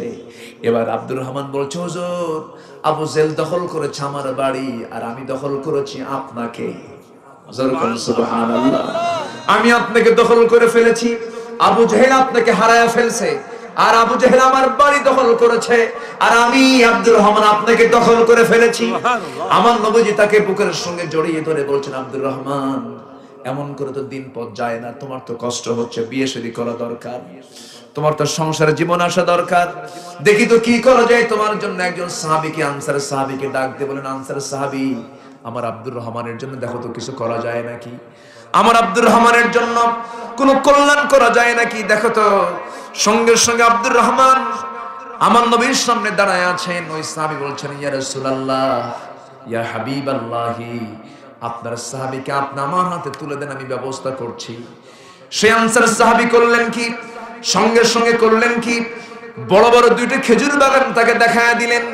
বড় বড় খেজুর বাগান দেখায় দিয়ে বললেন, ভাই আব্দুর রহমান, এই দুইটা বড় খেজুর বাগানের মালিক আল্লাহ পাক আমাকে বানিয়েছেন। এই দুইটা খেজুর বাগানের মধ্যে যে বাগানটা তোমার পছন্দ হবে, সেই বাগানটা আমি তোমার নামে দলিল করে দেব। সঙ্গে সঙ্গে আব্দুর রহমান বলছে, ভাই আর কি বলবে বলো? এবার বলছেন, শোনো, তোমার তো এই জায়গায় ঘর নাই, বাড়ি নাই, কিচ্ছু নাই, এই মদিনার কোন মেয়ের বাবা তোমার সঙ্গে বিয়ে দেবে না। তুমি চিন্তা করো না, চিন্তা করো না, আল্লাহ পাক আমাকে দুইটা স্ত্রী দান করেছেন, একজন স্ত্রীকে আমি প্রয়োজনে তালাক দেব, তুমি আমার সেই স্ত্রীকে তুমি বিয়ে করে নিবা, আমি তোমাকে, আমার জন্য স্ত্রী আমি তোমাকে দিয়ে দেব। কি পরিমাণ ভালোবাসা, জোরে করেন সুবহানাল্লাহ। শেষ পর্যন্ত কি হলো? আব্দুর রহমান বলছেন, ভাই এত কিছুর প্রয়োজন নাই, এত কিছুর দরকার নাই, বউ তালাকও দেওয়া লাগবে না, আমাকে খেজুর বাগান দলিল করে দেওয়া লাগবে না, আমার জন্য তুমি একটা সুন্দর করে ব্যবসার ব্যবস্থা করে দাও, বাজারটা দেখায় দাও। বাজারে গেলেন, হালকা কিছু ব্যবসা শুরু করলেন, আল্লাহ পাক কেমন বরকত দিয়ে দিলেন, সে আব্দুর রহমান হয়ে গেলেন সবচেয়ে বড় ব্যবসায়ী। নবীজি তার জন্য দোয়া করেছেন, জোরে করেন সুবহানাল্লাহ। ঈমানের বরকত আছে না নাই? আছে। ঈমানের বরকত আছে না নাই? আছে। ঈমানের বরকত আছে। সে আব্দুর হামিদ ইবনে আওফ বদরে অংশগ্রহণ করেছেন, উহুদে অংশগ্রহণ করেছেন, বদরে একজন সাহাবী ছিলেন। সে আব্দুর রহমান ইবনে আওফ করলেন কি? ব্যবসায় বরকত পেলেন, বিয়ে শাদী করে নিলেন। বিয়ে শাদী করে নেওয়ার পর নবীর কাছে 3-4 দিন পরে গেলেন। নবীজি তার চেহারার দিকে তাকায় বলছেন, আব্দুর রহমান, তোমাকে দেখে মনে হচ্ছে তুমি একটা কিছু করে ফেলেছো, বিয়ে শাদী করছো না। হুজুর, বিয়ে তো করছে আমি, আমাকে তুমি দাওয়াত দিলে না। হুজুর, দাওয়াত দেব কখন? মনে ছিল না। কি ছিল না? মনেই ছিল না। আমার নবীজি সঙ্গে সঙ্গে বলছেন, আব্দুর রহমান বিয়ে করেছে, ভালো কথা, তুমি মোহরানার টাকা দিয়েছো নাকি? সঙ্গে সঙ্গে তিনি বলছেন, ইয়া রাসূলুল্লাহ, ব্যবসা করেছিলাম, বরকত পেয়েছি, ওই বরকতের টাকা দিয়া মোহরানার টাকা শোধ করে আমি আমার বউকে রানী বানায় আমার ঘরে নিয়ে চলে আসছি। রাসূল বলেন, আল্লাহ আমার আব্দুর রহমানের ব্যবসায় বরকত দাও, পরিবারে বরকত দাও। পরিবারের 9টা সন্তান আল্লাহ পাক তাকে দান করেছিলেন, আর এত পরিমাণ সম্পদের তিনি মালিক হয়েছিলেন যে মুতার যুদ্ধের সময় তিনি 3 বস্তা সোনা দান করেছিলেন। সুবহানাল্লাহ। একটু আস্তে কান সুবহানাল্লাহ। ঈমান আনলেও বরকত আছে না নাই? আছে। আছে না নাই? আছে। ভাববো না শুধু যে ঘাটতি হবে, অভাব হবে না, ইসলাম মানলে তার শান্তিও আছে না নাই? আছে। আছে। আল্লাহ তুমি সবাইকে বোঝার তৌফিক দাও, আমিন। জোরে বলি আল্লাহুম্মা আমিন। কয়জন পুরুষকে? 4 জনকে। বড় ভাইকে নিয়ে যাবে, স্বামীকে নিয়ে যাবে, বাবাকে নিয়ে যাবে, আর কে? হ্যাঁ? স্বামী, বড় ভাই, বাবা আর বড় ছেলে, এই 4 জনকে জাহান্নামে নিয়ে যাবে। এই জন্য দায়িত্ব আছে না নাই? আছে। আছে। আমার মেয়ে কোথায় যায়, আমার স্ত্রী কোথায় যায়, আমার মা কোথায় যায়, এগুলো দেখার দরকার আছে না নাই? আছে। আছে। এই দেশে এমন কিছু বেয়াদব অসভ্য বাবা আছে, যে বাবা তার মেয়েকে মঞ্চে তুলে বলে বাবা মা তুমি নাচো, আর ও হাতের তালি মারে, থাপ্পড়ে দাঁত ভাঙা দরকার, ঠিক কিনা? এরকম অসভ্য কিছু আছে। সম্মানিত ভাইয়েরা, আজকে নারীকে পণ্য সামগ্রীর মতো বানানো হয়েছে। নারীর দাম ইসলামের সবচেয়ে কম না বেশি? আসতে বলবেন না, কম না বেশি? কোরআনে আল্লাহ পাক নারীর নামে সূরা দিয়েছেন, আছে না? সূরাতুন নিসা। আমরা বাদ পড়ছি, আমরা নাই। যে কোরআনে নারী বাদ পড়ে নাই, আমরা বাদ পড়ে গেছি। ইসলাম নারীকে কত দাম দিয়েছে। সূরা রিজাল নামে কোন সূরা নাই? এখানে আলেম ওলামা আছেন বহু। সূরা রিজাল নামে কোন সূরা আছে? নাই। কিন্তু নিসা নামে আছে না নাই? আছে।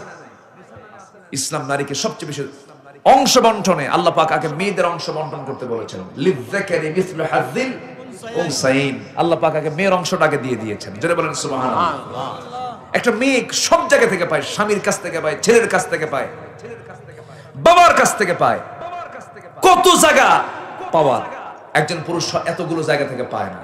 সারা জীবন একজন নারী বসে বসে খাবে, সে স্বামীর খাবে। স্বামীর খাওয়ানো ফরজ, স্ত্রীর স্বামীর খাওয়ানো দায়িত্ব না, ফরজ না। তাহলে এর মতো রাজরানী আর পৃথিবীতে কি থাকতে পারে? বসে বসে খাও, এরপরও পছন্দ হয় না।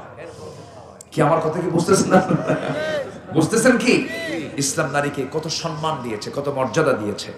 আমার মা আজকের মাহফিলে যারা এসেছেন, মেহেরবানি করে এই বিষয়গুলো খেয়াল করবেন। বিশেষ করে চাচাতো ভাই, মামাতো ভাই, খালাতো ভাই, তারপরে ফুফাতো ভাই। আচ্ছা, চাচাতো ভাইয়ের বাড়ি কাছে না দূরে? হ্যাঁ, কাছে না দূরে? আচ্ছা, চাচাতো ভাই দূরে থাকে না কাছে থাকে? কাছে থাকে। এই জায়গায় কি বলেন তো, এখানে একটা ঝুঁকি আছে না নাই বলেন তো? তাহলে এই জায়গায় পর্দা কম দরকার না বেশি দরকার? বেশি দরকার।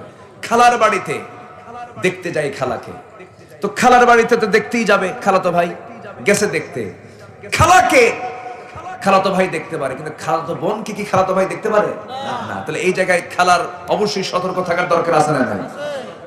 খালাকে দেখতে যায়, খালাতো বোনকে বেশি করে দেখে। কি কথা কি বুঝতেছেন আপনারা? খালাকে দেখতে যায়, যদি খালাতো বোনকে বেশি করে দেখে, তাহলে কি খালাকে দেখার সওয়াব হলো? খালাকে দেখার সওয়াব হলো? তাহলে এখানে খালার অবশ্যই সতর্ক হওয়ার দরকার আছে না নাই?